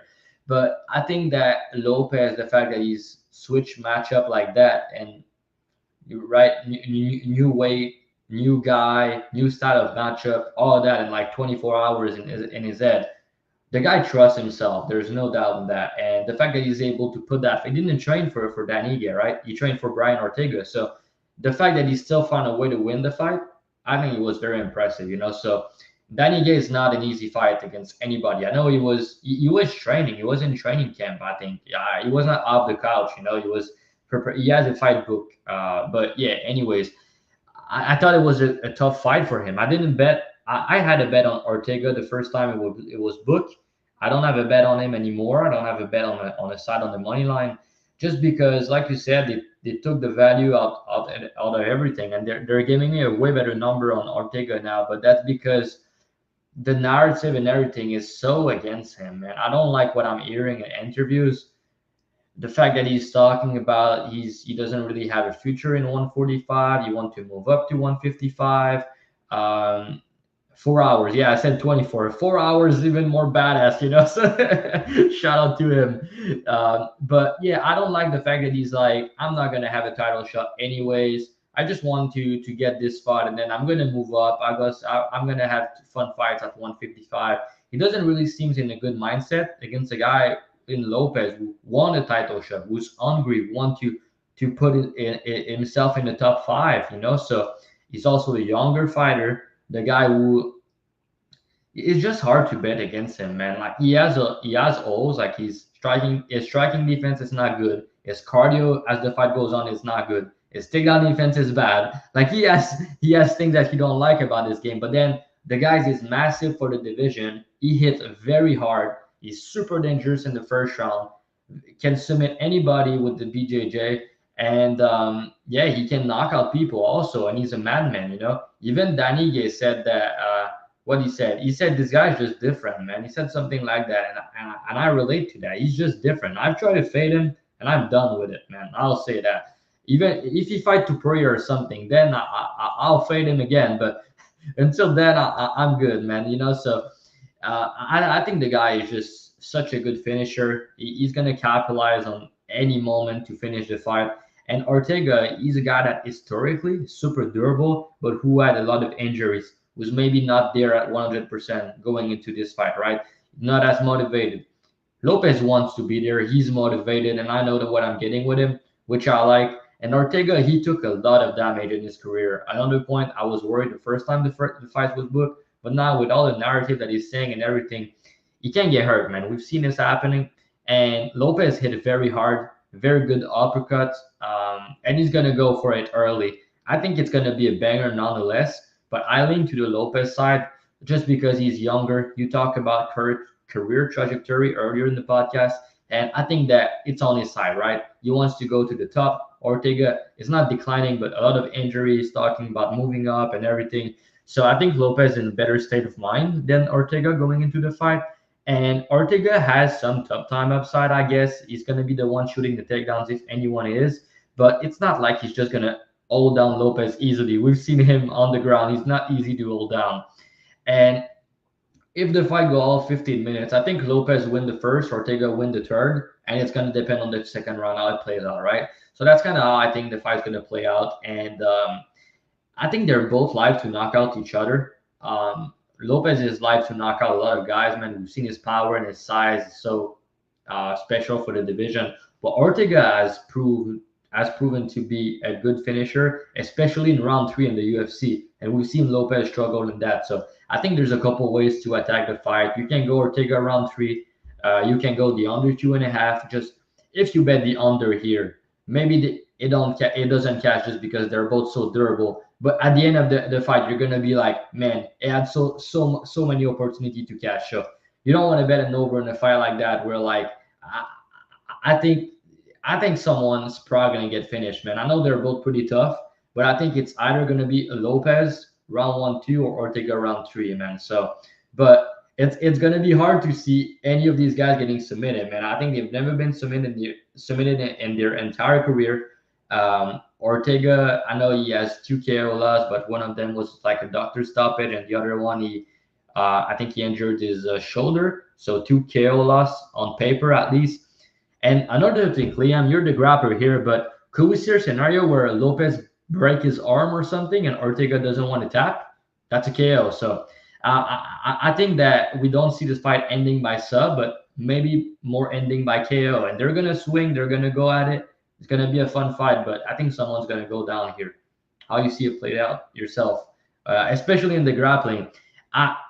The way I see it, I don't think we're going to see a lot of grappling, unfortunately, but I'm curious to know, what do you like better in the grappling? It's very hard for me to choose, but you know it better than me. So, well, if you want to see all my write-ups, you either have to go to Roto Grinders or you have to go to the Patreon. But what I will do is I will show you guys my write-up for this fight, because I have the exact same thoughts as my guy Travi. If you look, it actually says Diego Lopes KO 1-2 or Brian Ortega via stoppage in round 3. And for me, it's pretty straightforward, actually. When you think about this kind of fight, it's not to say that Brian can't win it early, right? Like if you look at Brian Ortega's career, the guy is an insanely good fighter, but there's a lot of losing minutes, right? Like if you just look through the bulk of his career, there's a lot of footage of Brian Ortega getting his ass whooped. He's just a very tough guy. He's a very skilled fighter, and he knows how to close the show. So he's the first guy to ever knock out Frankie Edgar. He absolutely lifted him off the ground with an uppercut from south of the border, right? This guy has power in the hands, no doubt about it. Then you look at the fact that he's gone out there and he almost put away Volkanovski, basically had him in as much danger as anybody in his title run up until he lost the belt. And when you look at that fight, he went from a guillotine that was very tight, a triangle that almost had promise to it. He really gave a lot of spirited effort there. It just wasn't enough. And the thing you look at is he's then on the wrong end of a 10-8 in that same round. Even after all that success, on the wrong end of a 10-8 there, took a ton of damage, and I was afraid for Brian coming out of that fight. Same thing with the Max Holloway fight. The Max Holloway fight, he was stopped due to strikes. The referees, the doctors, they felt the need to intervene. His corner probably should have intervened beyond that. And when you look at,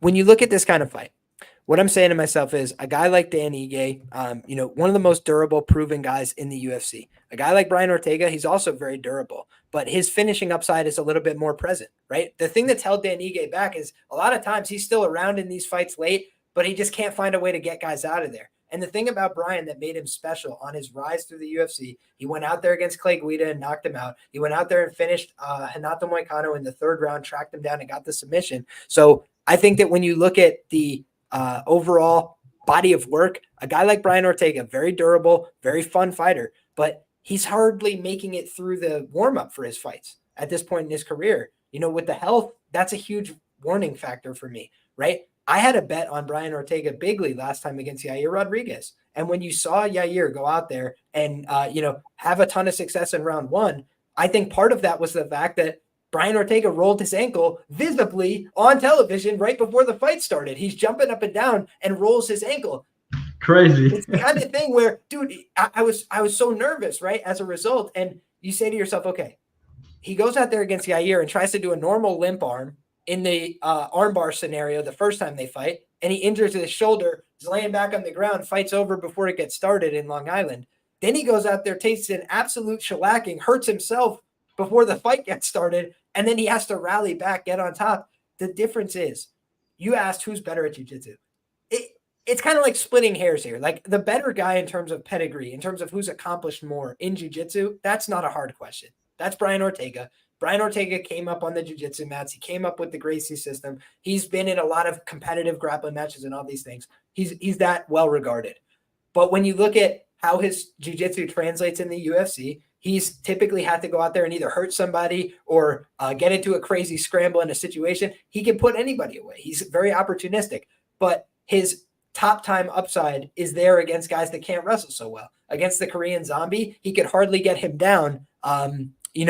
He could hardly get him down for a duration of time, right? I think that when you're looking at, that was a Korean Zombie, by the way, who was badly concussed throughout the fight, right? Like he got concussed in round 2. He was still having a hard time taking him down, holding him down throughout the fight. He has pretty good takedown entries. And I was like, that should be enough to take down Yair Rodriguez. But the thing is, when you go to take somebody down and they're Yair Rodriguez, they're going to throw up a couple submissions and then that's it, right? If you pass the guard, he's got nothing. Frankie Edgar was able to stand in his guard and just beat him up against the fence. That was however many years ago. All those years later, Brian Ortega took him down, said step 1, step 2, step 3, and it's over. Just pass the guard easily. I don't see that happening against Diego Lopes, right? Like he is a guy that's very competent on the ground. Gavin Tucker, black belt in Brazilian Jiu-Jitsu, takes him down. Instantly finds himself in a triangle armbar. That's it. Fight's over, right? And he basically had a no-win situation. He's like, if I go this way, I'm in a deeper triangle choke. If I go the other way, he's going to snap my arm. Tried to roll to his back, and there was just nowhere to go. So I feel like a guy like Brian Ortega, not going to be easy to put away by any means. But I do think of a guy like Jacare, Brazilian Jiu-Jitsu legend. But late in his career, how was Andre Muniz able to catch him? First of all, Andre Muniz is a very good grappler in his own right. But second of all, he hurt him. Like he literally just hurt a guy who was a little bit older and more brittle than he used to be.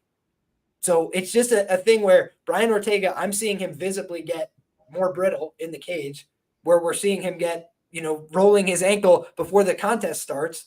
He's had these life-changing beatings on a number of occasions at the title level. Yeah, I get why he doesn't want to cut to 145 anymore.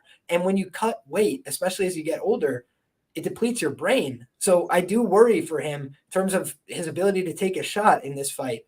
He's cutting down. He said, I don't want to keep cutting down. I'm not going to keep cutting down. I'm going to go up.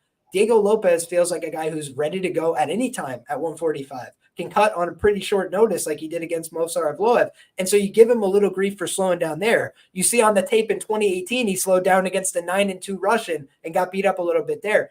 I can give you a little bit of a pass for that at this point in your career, when what he's showing now is a lot of fire, a lot of intensity. And when he needed to dig deep against Dan Ige, he did it. But to your point, a guy who's proven this many times he can finish in round 3 against a guy who might slow down in the 3rd round, I think you'd be, kidding yourself if you say Brian Ortega can't finish this fight in comeback fashion in round 3. And guys, always respectful disagreement is welcome. But if you want to be a dickhead, I'm going to block you. I don't need that shit in my life. So peace, love, and chicken grease, everybody. In any case, I think that fun scrap. Both of us agree on this one, which I love to hear, right? Early finishing upside for Diego Lopes. And I think he's not going to sub Brian Ortega while they're both sober, right? Like Brian Ortega is too competent, I feel. But could he injure him? I think that's a possibility. Could he hurt him with the hands? I think that's a possibility. And if Brian is on Dream Street, could he get tapped? That's the only way I could see it happening, or put to sleep, right? Like I think he's a very tough guy, but ultimately you've got a guy who's a Brazilian by way of Mexico and Diego Lopes against a American, Brian Ortega with the heart, the corazon of a Mexican warrior. So for me, great fight, and I'm excited to see it play out. But for the championship, fight here, we got Alexa Grasso and Valentina Shevchenko. And we got a very special guest, the Jewish better, who do it better. My brother, welcome aboard. Who do you got for the co-main event of the evening? And welcome, my man. L'chaim, my dude, or gracias. We're gonna get this money this weekend, man. I got Alexa Grasso here. I'm just looking at both of these fighters, and let's talk about Valentina Shevchenko first. Obviously, during her prime, she was one of the best to do it. But going back and looking at some of her fights, Priscilla Cachoeira, we could have all knew what was going to happen in that fight. And it just shows that she was levels above her on the ground. She used her ground game to get that job done. even in the Caitlin Sherman era, she's able to take her down. Caitlin Sherman era, pretty good at jiu-jitsu, but she's been able to be taken down before. And Jennifer Maia takes her down 5 times, 7 takedowns versus Jessica Andrade, and she absolutely outs her on the mat there. So great win. But we've seen Jessica Andrade put there. Then let's go look at the Lauren Murphy fight. That's one where I thought, Valentina Shevchenko is going to absolutely murder Lauren Murphy. And she goes out there and eventually she gets the job done. But Lauren Murphy's able to survive on her quite a bit. And that's when I start to take note and say, hey, maybe we're getting the decline of Valentina Shevchenko, because she's normally would be able to finish Lauren Murphy in probably 1 or 2 rounds. But obviously, sometimes she takes her time.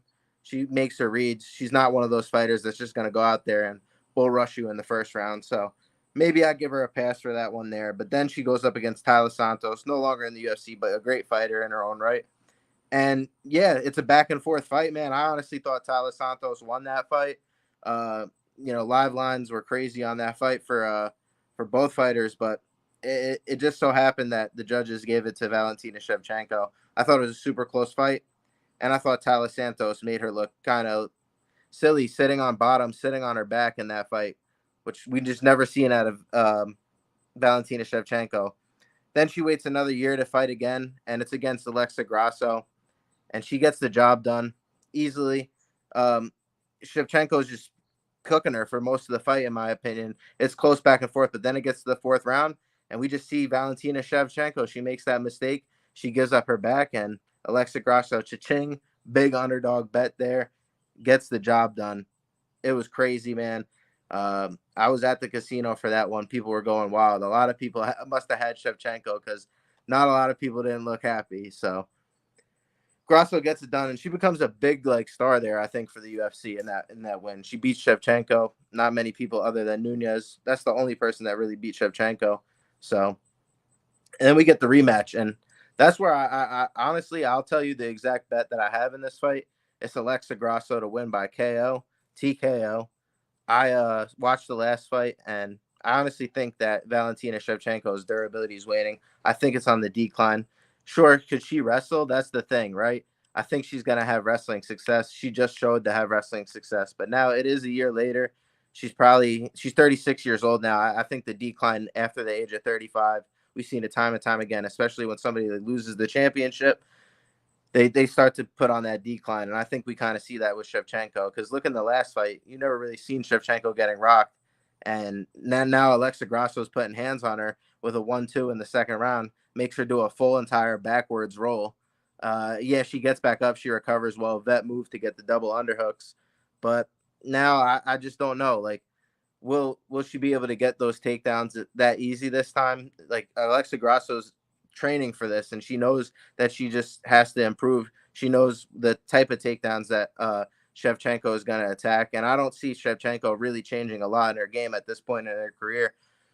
She's going for these double underhooks where I think if Alexa just comes with a strong whizzer or even just lowers her base originally while they're striking, I just lower my base. I try and make these chopping movements forward. I know Shevchenko is going to try and jab. She's going to try and control with the jab like she did in the first 2 fights.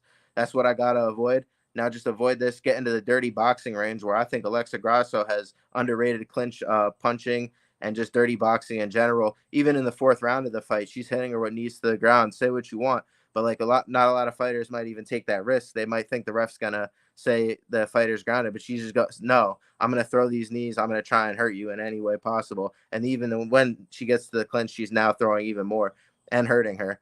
And we even saw just in round 5, in round 4 as well, she got a takedown on Shevchenko, but then reverse position. If she doesn't make that mistake, maybe Shevchenko's more tired. Maybe Shevchenko's getting beat down even more here. And in round 5, like we saw, she just starts to put the pressure on her. Shevchenko makes another mistake, and now she gets to the back, and she's throwing ground and pound. And I just don't like the way Shevchenko covered up at all. It looked like she didn't want anything to do in the fight. Well, when Grasso's in these positions, she's been in the worst of Shevchenko has her in a deep guillotine. There's no quit there. Alexa Grasso is going to fight for your money. She's the younger fighter. I think she has the cardio here as well, where I've seen Shevchenko slow down a little bit. Obviously, Shevchenko's going to try and do a little feint. She's going to do her little old woman shit, hit her with the jab. but I think Grasso just has a little bit cleaner boxing, and I think she's got sneaky, underrated power, and maybe just not so much the power of Grasso, just the crisp strikes, and I think Shevchenko's the writing's on the wall, in my opinion, here. So it's plus 850 for a reason. Nobody's really going to be looking at it, but like how we always talk, rematches don't usually play out. So she already got the sub. It went to the draw. Maybe she wins a decision. I don't know, but I actually think everybody's thinking it's going to be a decision, and I think that just a big moment from Grasso, she could take over and get it done. What do you guys think? Yeah, to your point, she fought Amanda Nunes for 40 minutes and never got knocked down once. And she did get knocked down in her last fight. I think that's a sign of, an eternity in combat sport. She's been fighting competitively for like 20 years. That scary woman, Kong Wang, that just caught a body in the UFC. She fought her to a decision back in the day. So you just look, and she's been in the trenches for a very long time. The toughest girls at 125, 135. So yeah, it's no surprise the durability starting to tick down at 36 years of age. Great breakdown, my brother. We're going to kick it to our guy, Dravi, before I give my 2 cents on this fight. What do you think, my man? I'm muted, my bad. Yeah, I think you're spot on a lot of points about the KO and the durability, the career trajectory, and everything. I also think a KO is live, but maybe more than that, I think she's live to finish late again. The thing that I've noticed the most in the first 2 fights is Valentina is doing very well early in the first 3 rounds. She's able to get her wrestling going the first 2 fights. But then as the fight goes on, she's getting more tired, she's making more mistakes, and she's not able to hold Grasso down in round 4 and round 5. She's making mistakes, and we've seen Grasso being able to capitalize on mistakes that Valentina make as the fight goes on, right? When she's not as fresh, when she can't get her wrestling going, and now you're adding the fact that she can get hurt that we didn't see before. And Grasso also, we talk about Valentina declining, but we need to factor Grasso upgrading from fight to fight. You know what they say: when you become a champion, you're becoming like better right away. You're improving, you're gaining confidence. And Grasso, I think, is a girl who's more likely to improve in the year time that is the first fought. And Valentina is obviously the more likely of the two to slow down, to regress, right? So I didn't like the fact that she got hurt, and like you said, man, in round 5, dude, like she was covering her up. I can see where the same thing happened in round 4 or 5. She's just covering it up, and they stopped the fight with like a TKO by ground and pound. That's possible also. And on the feet, like you said, like she dropped her, bad look, but also I like the work that she does in the clinch. She goes to the body, which she had a ton of success with that. And I just think that overall she's the better, like not the better fighter all around. Valentina is the better, like she has more. She's the better technical striker. She's the better kicker, the better wrestler. But Grasso has shown that she can one mistakes and she can finish the fight. Valentina has not really shown me any finishing upside. She did had a guillotine at some point in the fight, and she had some moments, right? But Grasso is very tough, and she has the better cardio, which is the key here to me. So I think in round 1, 2, 3, it's going to be competitive. Probably going to be like 2-1 each a way or another going into round 4, and then we're going to see again like a switch of momentum, and Valentina not being able to getting takedowns, and Grasso going to be capitalizing on the mistake that she made. And yeah, man, I think she's going to get a KO in round 4 or 5. The numbers are very big for it. I didn't play KO 4-5. I only went round 4 and round 5 just because the numbers are like plus 1,800 and plus 2,000 already, and I think that's what is going to happen. I'm picking her to finish the fight again. She already did in the past. Maybe this time it's going to be in round 5. It was close to being round 5 the last time, and I think it could be by sub again, but I have a feeling that it's going to be by KO also. And the under 4.5 is like plus 175, plus 180. I think it's pretty decent just because you need to factor in the fact that Valentina is saying that she kind of needs a finish to win. She feels like she got robbed the last fight. So probably going to come out a little bit more aggressive, which rely more maybe to get tired as the fight goes on, making more mistakes or getting a finish of her own, because I think that's possible if she really will go for it. But Grasso is going to be tough to finish. So more often than not, Grasso has more finishing upside.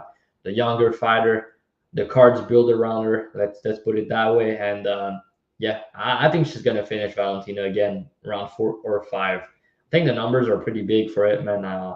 She already done it once. She showed that she can do it, and then I hate to bet the same outcome in a rematch, but then it's a trilogy, so it cancel it, because I think this time out she finished in round 5, or if she finishes in round 4, it's gonna be by TKO or something, like Judy said. So yeah, Valentina, man, she has been a great champion, a lot of good fights, but I think her time is over. And anyways, me and my boys I Beat the Line, we're a big Manon Fiorot fan, and she's gonna be coming for that belt, I feel like, sooner than later. So it's gonna be interesting to see how the division shake out very shortly. Yeah, man, I tend to agree with you that maybe Alexa Grasso's time as champion is not long. Maybe she's going to end up losing this belt, but I think this is her time to shine, right? And I think she has an opponent in front of her.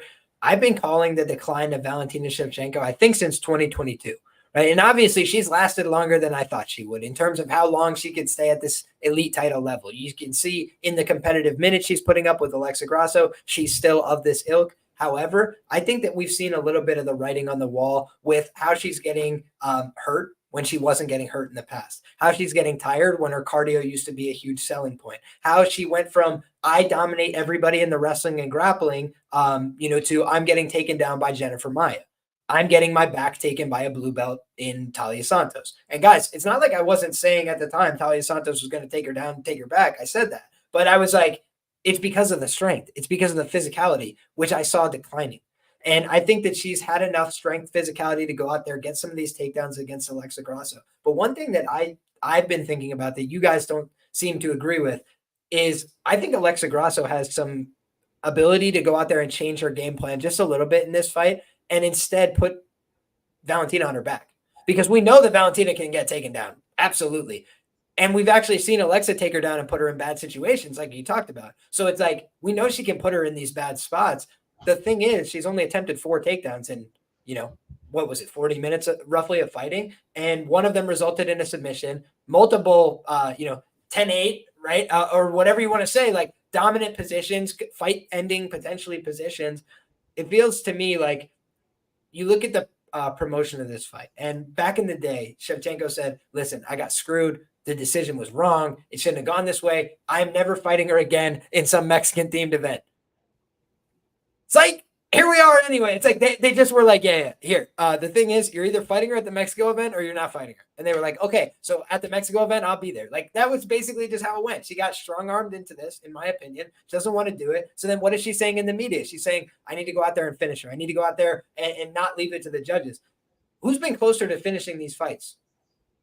Grasso. That's been Val, right? It's been Grasso. So admittedly, couple moments for Val. Val's had a lot of good minutes, but the person who's had these big finishing upside threats is Grasso. And I think she's getting better. I think she's working on her strength and conditioning as well as her skills, which is constantly improving. The boxing last time was a difference maker. She was able to land that big impactful shot on the feet. If she's able to be competitive in every phase of the fight, and she's got the backing of the crowd, and she's got the backing of potentially the judges, it's like, there's just a couple of things that start to go your way that feel a little bit better about the Grasso side here. And Shevchenko, she's a commodity within the community. People know her, they like her, they respect her, they trust her, they want to go back to the well with her. And there were times minus 1,200, minus 1,800, one of the biggest favorites you'll ever see. But those times I think have come and passed. And for me, I think she would have more success in the thinner women's bantamweight division than in the increasingly competitive women's flyweight division, where Erin Blanchfield, I think, would give her a run for her money, if not submit her. I think that, what's her name?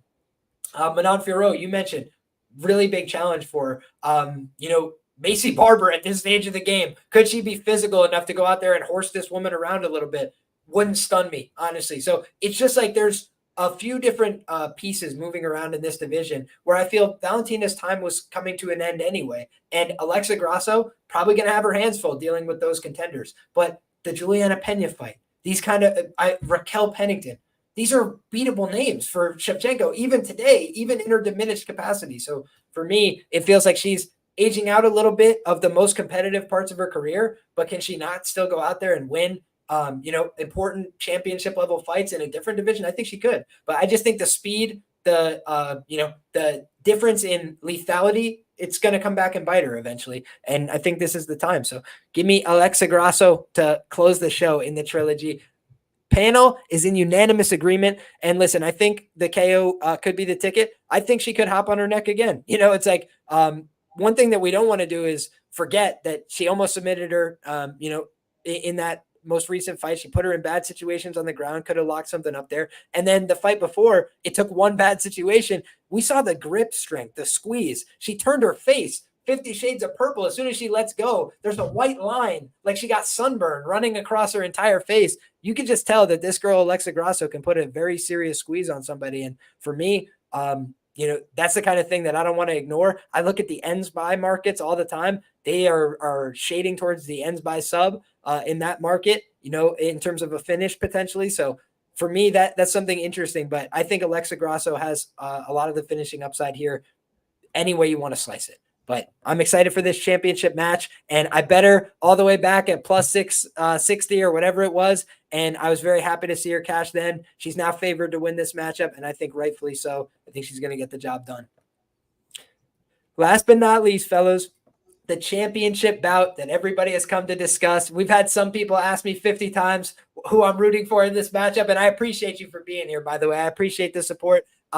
Anybody who agrees, disagrees, respectfully, I will always answer with love and admiration. I don't have ill will towards these fighters, whether I pick against them or not, right? But if you come at me in my YouTube comment section, like some people do, with a lot of ill will and aggression, not going to be met with a very nice response from me, right? I'm not going to try and give you the time of day. If you come to me with respectful disagreement, I'm there for it all day, and I appreciate your feedback and your thoughts on the show.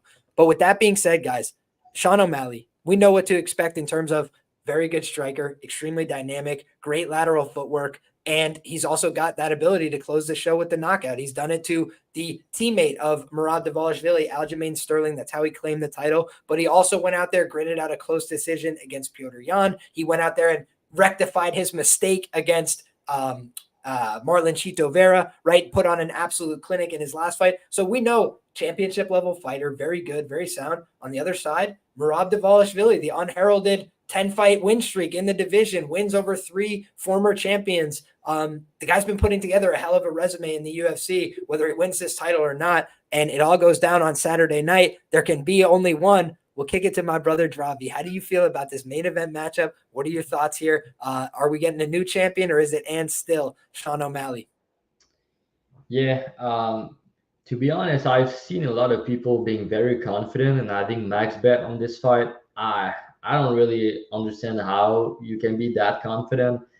It's very easy for me to make a case for O'Malley or a case for Merab. I'm just waiting to see where the price goes and see where I go from there. But Merab has been like, man, his performance against Petr Yan is also like a thing of beauty for me, man. Like, not only did he out wrestle him pretty handily, but he outstruck him. He beat up his leg. He hurt him at some point on the feet also. Nothing like, didn't clip him bad, but he wobbled him a little bit, and he dominated him. He won 50-45, He beat him up. And why was he so successful with the wrestling like that?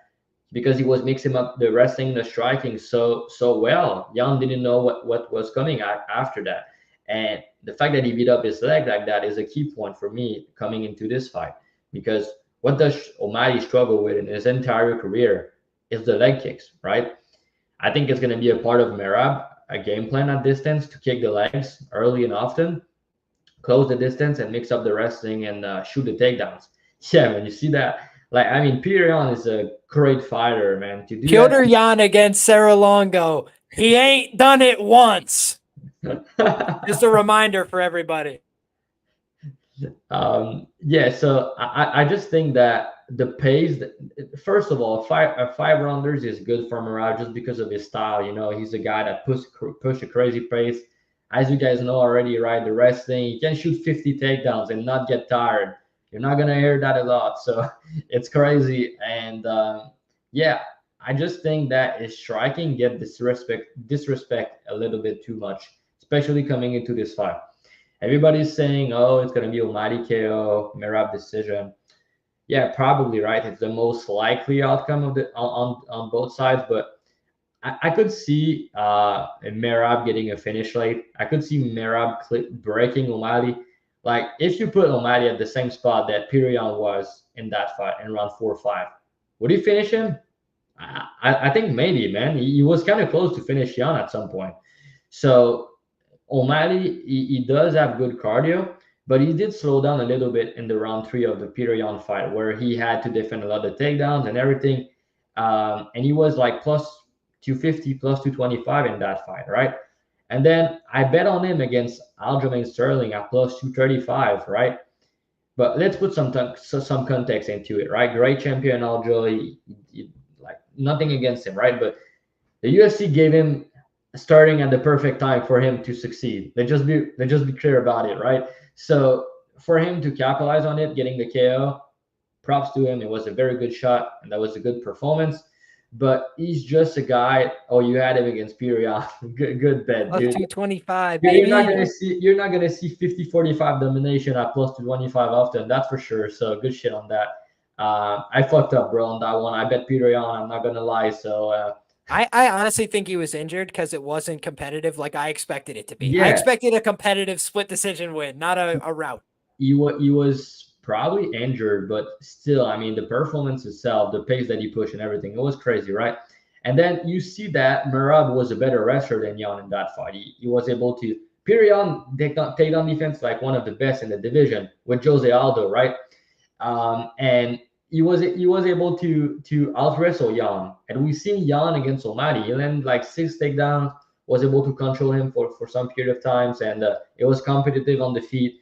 But yeah, I think Merab's gonna be able to take down O'Malley here. I just don't think it's gonna be easy to enter in the pocket and get his boxing going. I know he did train a lot of boxing for this fight, but he needs to be careful, man. We've seen Merab getting clipped a lot in his fights, getting hurt. But to his credit, his recovery is very good. It's going to be hard to put out. And yeah, O'Malley, man, he's such a sharp shooter, very good footwork. You can knock him out at any moment, which make the fight very tricky, or he can steal around based on big moments and doing more damage. But I think that Merab's going to put him on his back foot. He's going to shoot a lot of takedowns, and the fact that he's able to time the striking with the wrestling is going to make O'Malley potentially second guessing himself. And yeah, I think it's going to be a close fight. Probably go all 25 minutes, man. I think Merab's live for a finish of his own, like I said, but I think more often than not, it's probably going to go all 25. Or everybody's playing O'Malley KO. Watch him getting like a club and sub or something. GB's probably on the sub prop at like plus 2,000. But yeah, I mean, I think it's going to go the distance, and I think it's going to be a decision based on like control versus damage. So maybe they give it to O'Malley, but I'm actually going to pick Merab to win. It's all about price at the end of the day. Also, I slightly lean his way, but I'm not super confident in his plus money. So if I had to bet somebody, I would bet Merab. I have a feeling that he's going to get it done. I think he's going to break O'Malley as the fight goes on. Put on a wrestling clinic, and like I said, man, he's going to kick the legs and he's going to have success on the feet. He does have some pops in his hand, so a very good fight. I'm excited to see how it play out, and also interesting to see what you guys have to say about it. But I'm going to pick Merab to get it done. All the star power on the O'Malley side, though, which is concerning, fading that. So yeah, but I think Merab I think he's going to get it done.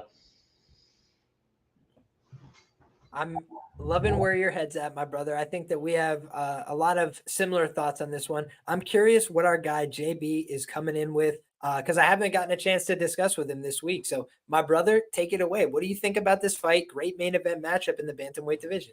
Yeah, it's a great one. It's a tough one to call, to be honest with you. You said O'Malley KO. A lot of people are going to be on that. I honestly think that's most likely his path. You did mention the sub. If he was to get any sub, I think it would be a guillotine. Like that's his sub. Like that's the one he'll go for.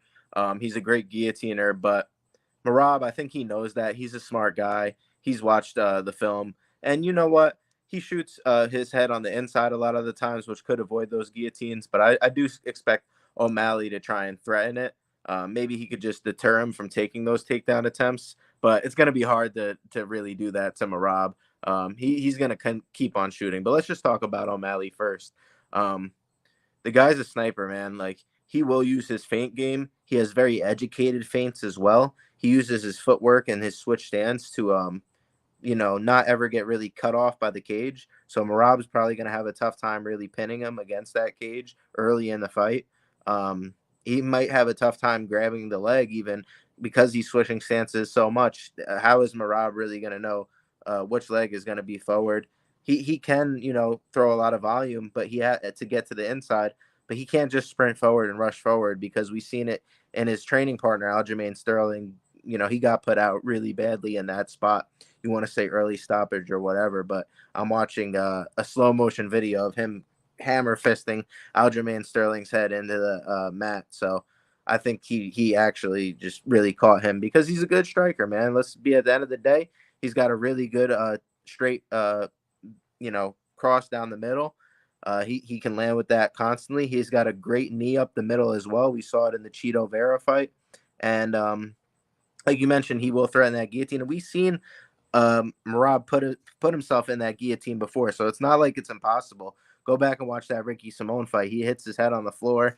He's out. He's kicking his legs. And it's just a weird fight overall. So anything is possible on the Sean O'Malley side, but more often than not, I think if these guys are grappling, Merab is going to be closing space. I go back and watch that Peter Yan fight, and 6 for 13 on the takedowns. That takes a lot. Go shoot 13 takedowns right now in your living room. Anybody who's watching this, just regular shots. You can take a little bit of a break in between. You're probably going to be a little bit tired. Merab shot like 40-something takedowns versus Peter Yan. So let's just be real. One of these guys is a lot better of a grappler. I think early in the fight, obviously Sean has the upside to knock him out. He's got to be extremely careful. And I think at the end of the day, once this fight starts to go, you said he looked tired in the Peter Yan fight at third. I thought he looked really tired. And we don't know what his 5-round cardio is like. Yeah, we saw him go up against Cheeto Vera. He faced absolutely zero resistance in that spot. It's not going to be the same type of pace that Merab is going to put on him, which is absolutely inhuman. I've never seen a actual being that has cardio like that. It seems as the fight goes on, he just gets more and more energy. I think this guy could fight for 100 minutes straight and shoot 1,000 takedowns, and I don't know if he would actually be tired. So he's got an incredible chin as well. The thing that I do worry about is some of these strikes, like from Marlon Moraes or Henry Cejudo. I think a sniper like Sean O'Malley, a guy who has as patient as Sean O'Malley, might be able to finish the job. He might just be able to get it done that way. But I think the later this fight goes, 3, 4, 5, I heard some people saying the O'Malley decision. I don't really see it. I think this goes to the decision. It means Merab got his takedowns off. He didn't get knocked out in the early fight, and now his game's starting to go. But like you said, I don't count out a Merab finish late. He had Henry Cejudo in positions where he could guillotine him. He had Cody Stamen in some spots as well with the submission. He trains with Matt Sarah Longo, BJJ. So obviously, I think the guy has some type of submission in his arsenal. He's not a complete zero. And say what you want about O'Malley, but I just don't think he's been tested on the ground where he's going to be that tired and put in these actual spots where he has to face adversity. And the last thing I'll say is, obviously I would think the UFC wants Sean O'Malley to win, but if he takes an L here by decision to the wrestling, I still think he has fun fights. I think he can work his way back to a title shot via Henry Cejudo fight, possibly. Both those guys from Arizona, put a card in Phoenix with those two headline it.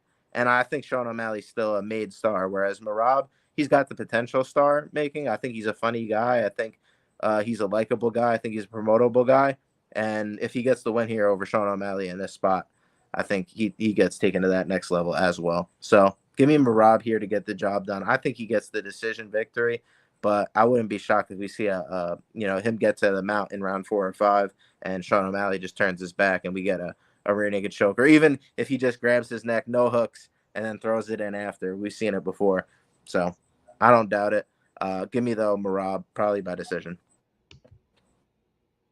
You know what? I'm going to quickly address the chat as I give my thoughts here. Naj says, does the staph infection play a part in Merab's cardio? I think it's an interesting question, but ultimately it's an unknown and something that is pretty hard to cap into the line. I think there's a case that he had staph a couple weeks ago. I don't think that he has staph right now. I pray that he's not on antibiotics, but ultimately these are things where guys will lie in interviews and say shit that's not true. You just have to, trust what you can, trust your own information, look as best you can, but ultimately it's a guessing game at the end of the day. And, we're not doctors. So even if we think we have a good feel, there's times where something looks really bad on camera and then it's not as bad in person, or vice versa, right? It looks like pretty innocuous. And then meanwhile, if you touch it, some horrible substance will come out of it. So I'm saying that it's just, it's easy to play doctor, from far away, but I'm not going to cap that in too much. Here's what I'm going to say. I think we got a great fight on our hands. I think you guys covered a lot of good points here, but here's some things I'm going to talk about. Number one, a guy like Merab Dvalishvili, I don't know that he gets enough credit for the quality of competition that he's faced throughout his career. Jose Aldo Jr., guys, has given up 2 takedowns to one opponent between the years of 2008 and 2024.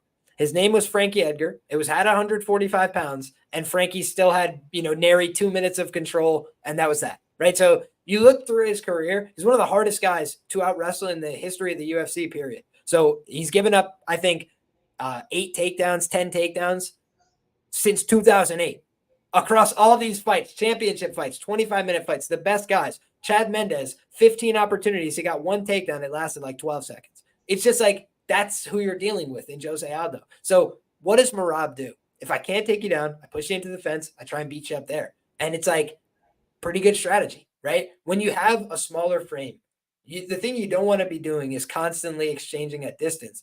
But when you can get people to think, I'm going to take you down, and if you put your hands up, I'm going to take you down, then you punch them several times in the face, and they say, fuck, I got to put my hands up. They put their hands up, and you try and take them down. And that is exactly what Merab does. He does the Derek Brunson, right? The Derek Brunson is, when you want to wrestle, let's strike. And when you want to strike, let's wrestle. And I think that when we've seen Merab have the most success in the UFC, it's when he's able to start getting people tired and start to run downhill on them. The thing about O'Malley that gets a lot of credit and respect, and he deserves it, is he's lethal early. He has great, ability to get out of dodge with the footwork, not be easy to corner against the fence. But when he has gotten into takedown exchanges, he's been taken down. He relies on things like the switch and these maneuvers against the fence using his height and his leverage. But that normally works against guys that want to wrestle into you and control you and stay on top. And most wrestlers are desperate guys to lock their hands and control, bring you in tight. And they spend so much energy. The lactic acid buildup is crazy. And then they let go and they're like left with nothing. They can hardly put their hands up. But Merab is not a very anxious guy in that way. He goes for the takedown, picks you up, slams you to the ground, and then tries to punch you 6 times as you stand up. And then he's more than happy to do it again. And that's the kind of thing that if you're an O'Malley and you come out there with a lot of piss and vinegar and a lot of great shots early, we've seen him in a bunch of fights where he's been pressed on the feet and guys try and make him move backwards and stuff like that. But there's been very few times when somebody tried to make him wrestle and grapple. And by the way, some of the footage that we do have in that regard, he's gotten hurt and then he's been falling back to his back and laying flat, stuck in the bottom half guard against Sukumtov. So he's gotten better since then, no doubt about that. But you look and there has been questionable footage in the past. Cheeto Vera, he hurts his leg. He's just like laying there in an open guard, getting elbowed cleanly in the face. You have to wonder, okay, what happens if he starts to fatigue from defending these takedowns and the fight starts to get dirty? A dirty fight here favors Merab, in my view, by a huge margin, just because he's willing and happy to be fighting in those kind of trenches. And the things we've seen him endure, he's a culprit to the left hook, right? If you have a good left hook, you're probably going to land a big one on Merab at some point. Henry Cejudo landed a big one on Merab. Marlon Moraes landed a big one on Merab. But most of the other offense that's hurt Merab throughout the course of his career is just like, in the 3rd round of the Science fight when he was just exhausted in a UFC debut, that was a tough look, right? He had spent a ton of energy and he got beat up a little bit there. But since then, it's basically been like that left hook punch. And that's been the way that you get to Merab. Other than that, he's been pretty difficult to land those clean kill shots on. And he's a very tough guy. Marlon Moraes chased him all over the octagon, beat him up, tried to land every big shot that he could, and he stayed in the fight. And so I feel like in that kind of case, it's like we've seen a few times O'Malley hurts somebody and doesn't close the show immediately, right? Lets them back up to the feet, gives them a chance to dust themselves back off, get back in the game. Then I think he dribbled on Thomas Almeida after like the third or fourth knockdown, right? He had already put him down a couple times, but it wasn't as clean as he wanted. So, back up to the feet, let's do it again. If it's that kind of deal, Merab is the kind of guy that I trust is not going to just quit on himself. So could he get knocked out? Oh, yeah. Could he get put in a tight guillotine and, slam himself on his head? Yes. But is he going to push forward and try and put this guy in negative grappling situations until he gets tired?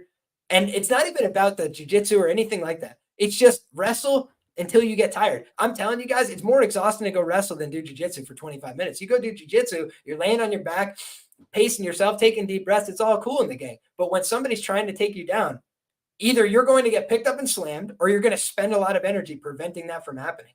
And I just think that trade-off, Merab is comfortable if both of us are tired. He's like, yeah, let's figure out who wants to be here more when we're both exhausted. And I think for O'Malley, it's something that doesn't get talked about, but there's a fear of getting knocked out, right? If you're out there fighting, there's a huge fear of getting tired, right? Of if I do this, if I go all out from the beginning, I might find myself with nothing left to give in rounds 3, 4, and 5.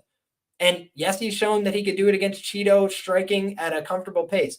Against Merab, at a warlike pace, come forward, grab a hold of you, and let's see who wants to wrestle batter in round 4. That just seems like a fight that he could easily win. And when this fight was booked, that's what odds makers projected was going to happen here. So there's been a lot of things in the media, from Merab's drinking tequila and eating tacos in Mexico to he's got a staph infection to he's got a cut on his eye, like 50 different ways to tell you, don't bet on Merab.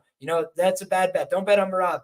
And it just feels to me like I'm like, I see a lot of people, from celebrities to people I respect in the industry to people that are sharps to people that are the squarest guy I know. Like anybody I run into, they got an O'Malley ticket in their pocket. They think he's going to win the fight. And for me, it just feels like if this fight was taking place and there was a vacant title, and this is 2 years ago or something, and you're just like, man, these two contenders from the division, we're going to match them up. Sugar Sean O'Malley and Merab Dvalishvili, it'd probably have been Merab minus 200. Honestly, based on their perception at the time. Before the Piotr Jan fight for Sean O'Malley, people were saying this guy doesn't even deserve to be in the top 5, top 10, top 15. This guy stinks. This guy, he's overrated. He's a hype job. Then he wins a few fights. Again, hats off to him. He's done a great job. He's an excellent champion. Goes out there, knocks out Aljamain Sterling. Not easy to do. A lot of guys have tried, right? But when you look at the overall results, he did lose to Cheeto Vera back in the day. He just went out there and got hurt in, what was it, round 4 or round 5 against Cheeto, in a fight where he was otherwise largely very dominant. And it's like, now Merab, who is tough as an old leather boot, just like Cheeto Vera, probably going to try and stick around for the whole time, not give up easy on you. And then he's going to go out there and push this guy in a different way. Not say, I'm going to follow you around and wait for one big opportunity to hurt you, which is the Cheeto Vera model. And it's worked very well. He knocks down everybody. But when he doesn't get his knockdowns going, there's nothing to be had. He's not doing anything, right? He's just letting the fight pass him by. Merab is the opposite of that. He's always doing something. And it might get him spilt. It might get him killed. But he's going to go out there and, in my opinion, spend himself for victory. He's 33 years of age, guys. There's no second chance. There's no, let's run this back in a couple. It's one time, I think, for him. Like one time, or it's curtains in terms of title opportunities for Merab, because it took him 10 fights of winning to get into this position, right? How many guys, have to win 3, 4, 5 fights and then they're in contention? It's like this guy, you got to go out there and win 10 fights. You got to beat 3 champions to even get consideration, because he's not a huge finisher.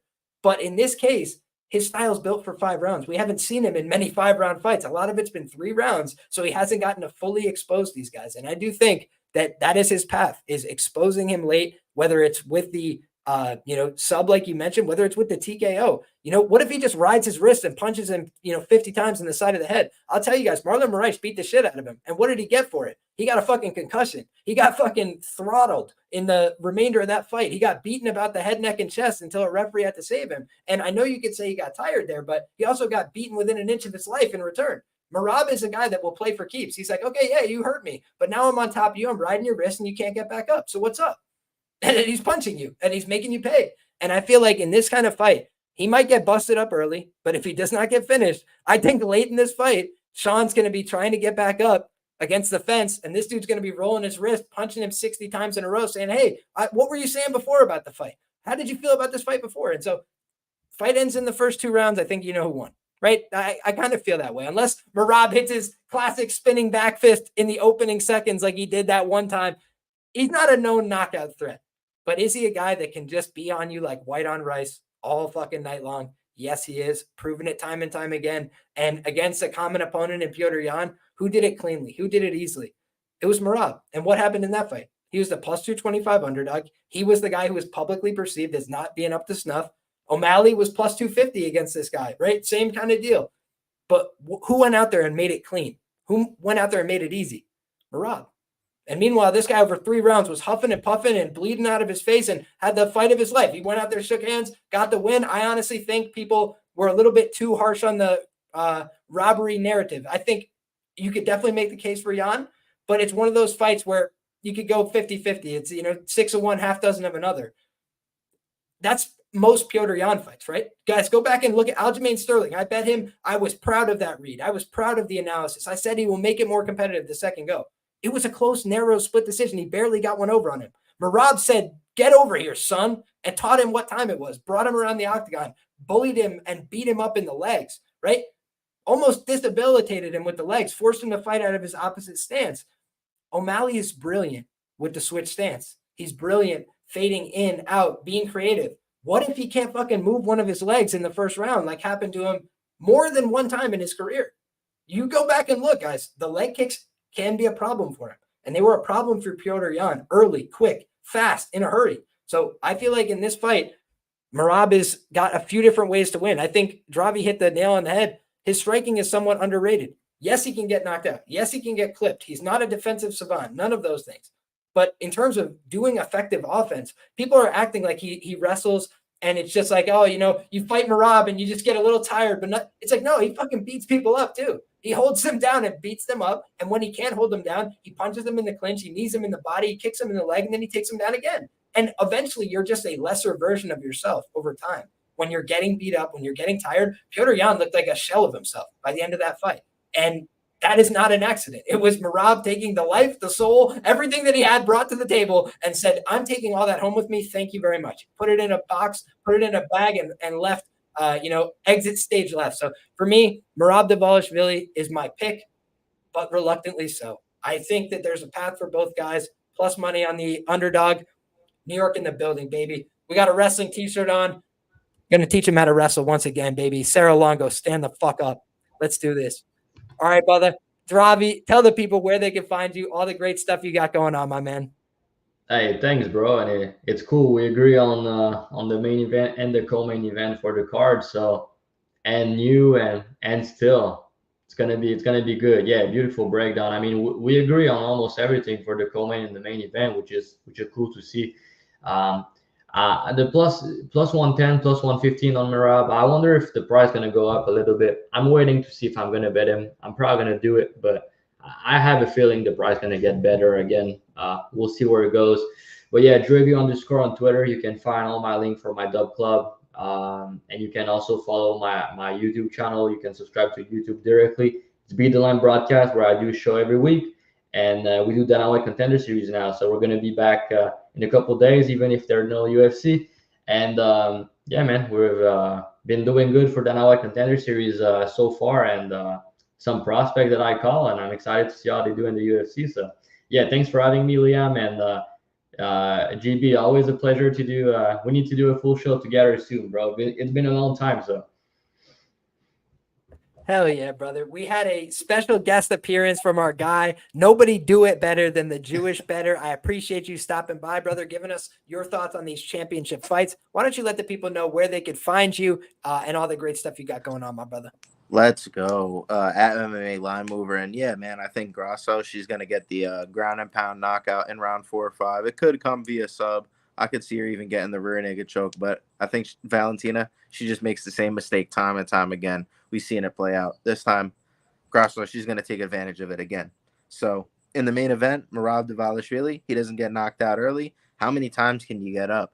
If you're going to shoot 46 takedowns, like I said, go to your living room right now and just shoot 46 takedowns with nobody in front of you, not doing anything else. You are going to be absolutely winded. You're going to want your Baha, and you're going to want to go to bed. So yeah, how many times could you get back up? It just, I don't think O'Malley's at a certain point, he's going to be diminished by the KO power. It's not going to be the same, but who knows? He could also snipe him early. So I got to go with Merab. Always bet cardio, like my man Liam says, like many say. But it's the truth, man. Cardio is king, and Merab has it. A lot of it. Shouts to the GOAT, John Anik, for that one, the voice of the UFC. But there you have it, guys. All of the takes are in the barn. Everything will be timestamped, for your viewing pleasure if you'd like to go back and look at this. And thank you to everybody who's still rocking with us. We still have on YouTube about 100 people rocking with us. We've got 428 rocking with us live on X. So if you're on X, make sure you go ahead and hit that follow button. If you're on YouTube, make sure you hit the subscribe. Go ahead and drop a like on this video. We're back for Contender series this week, coming back soon. So make sure that you stay tuned for that content. And we're also back for the UFC each and every time. God bless, good luck, and enjoy those fights. Come back next time, and Viva la Mexico. Let's enjoy the Sphere one time, and hopefully it's a great card. Thanks, everybody.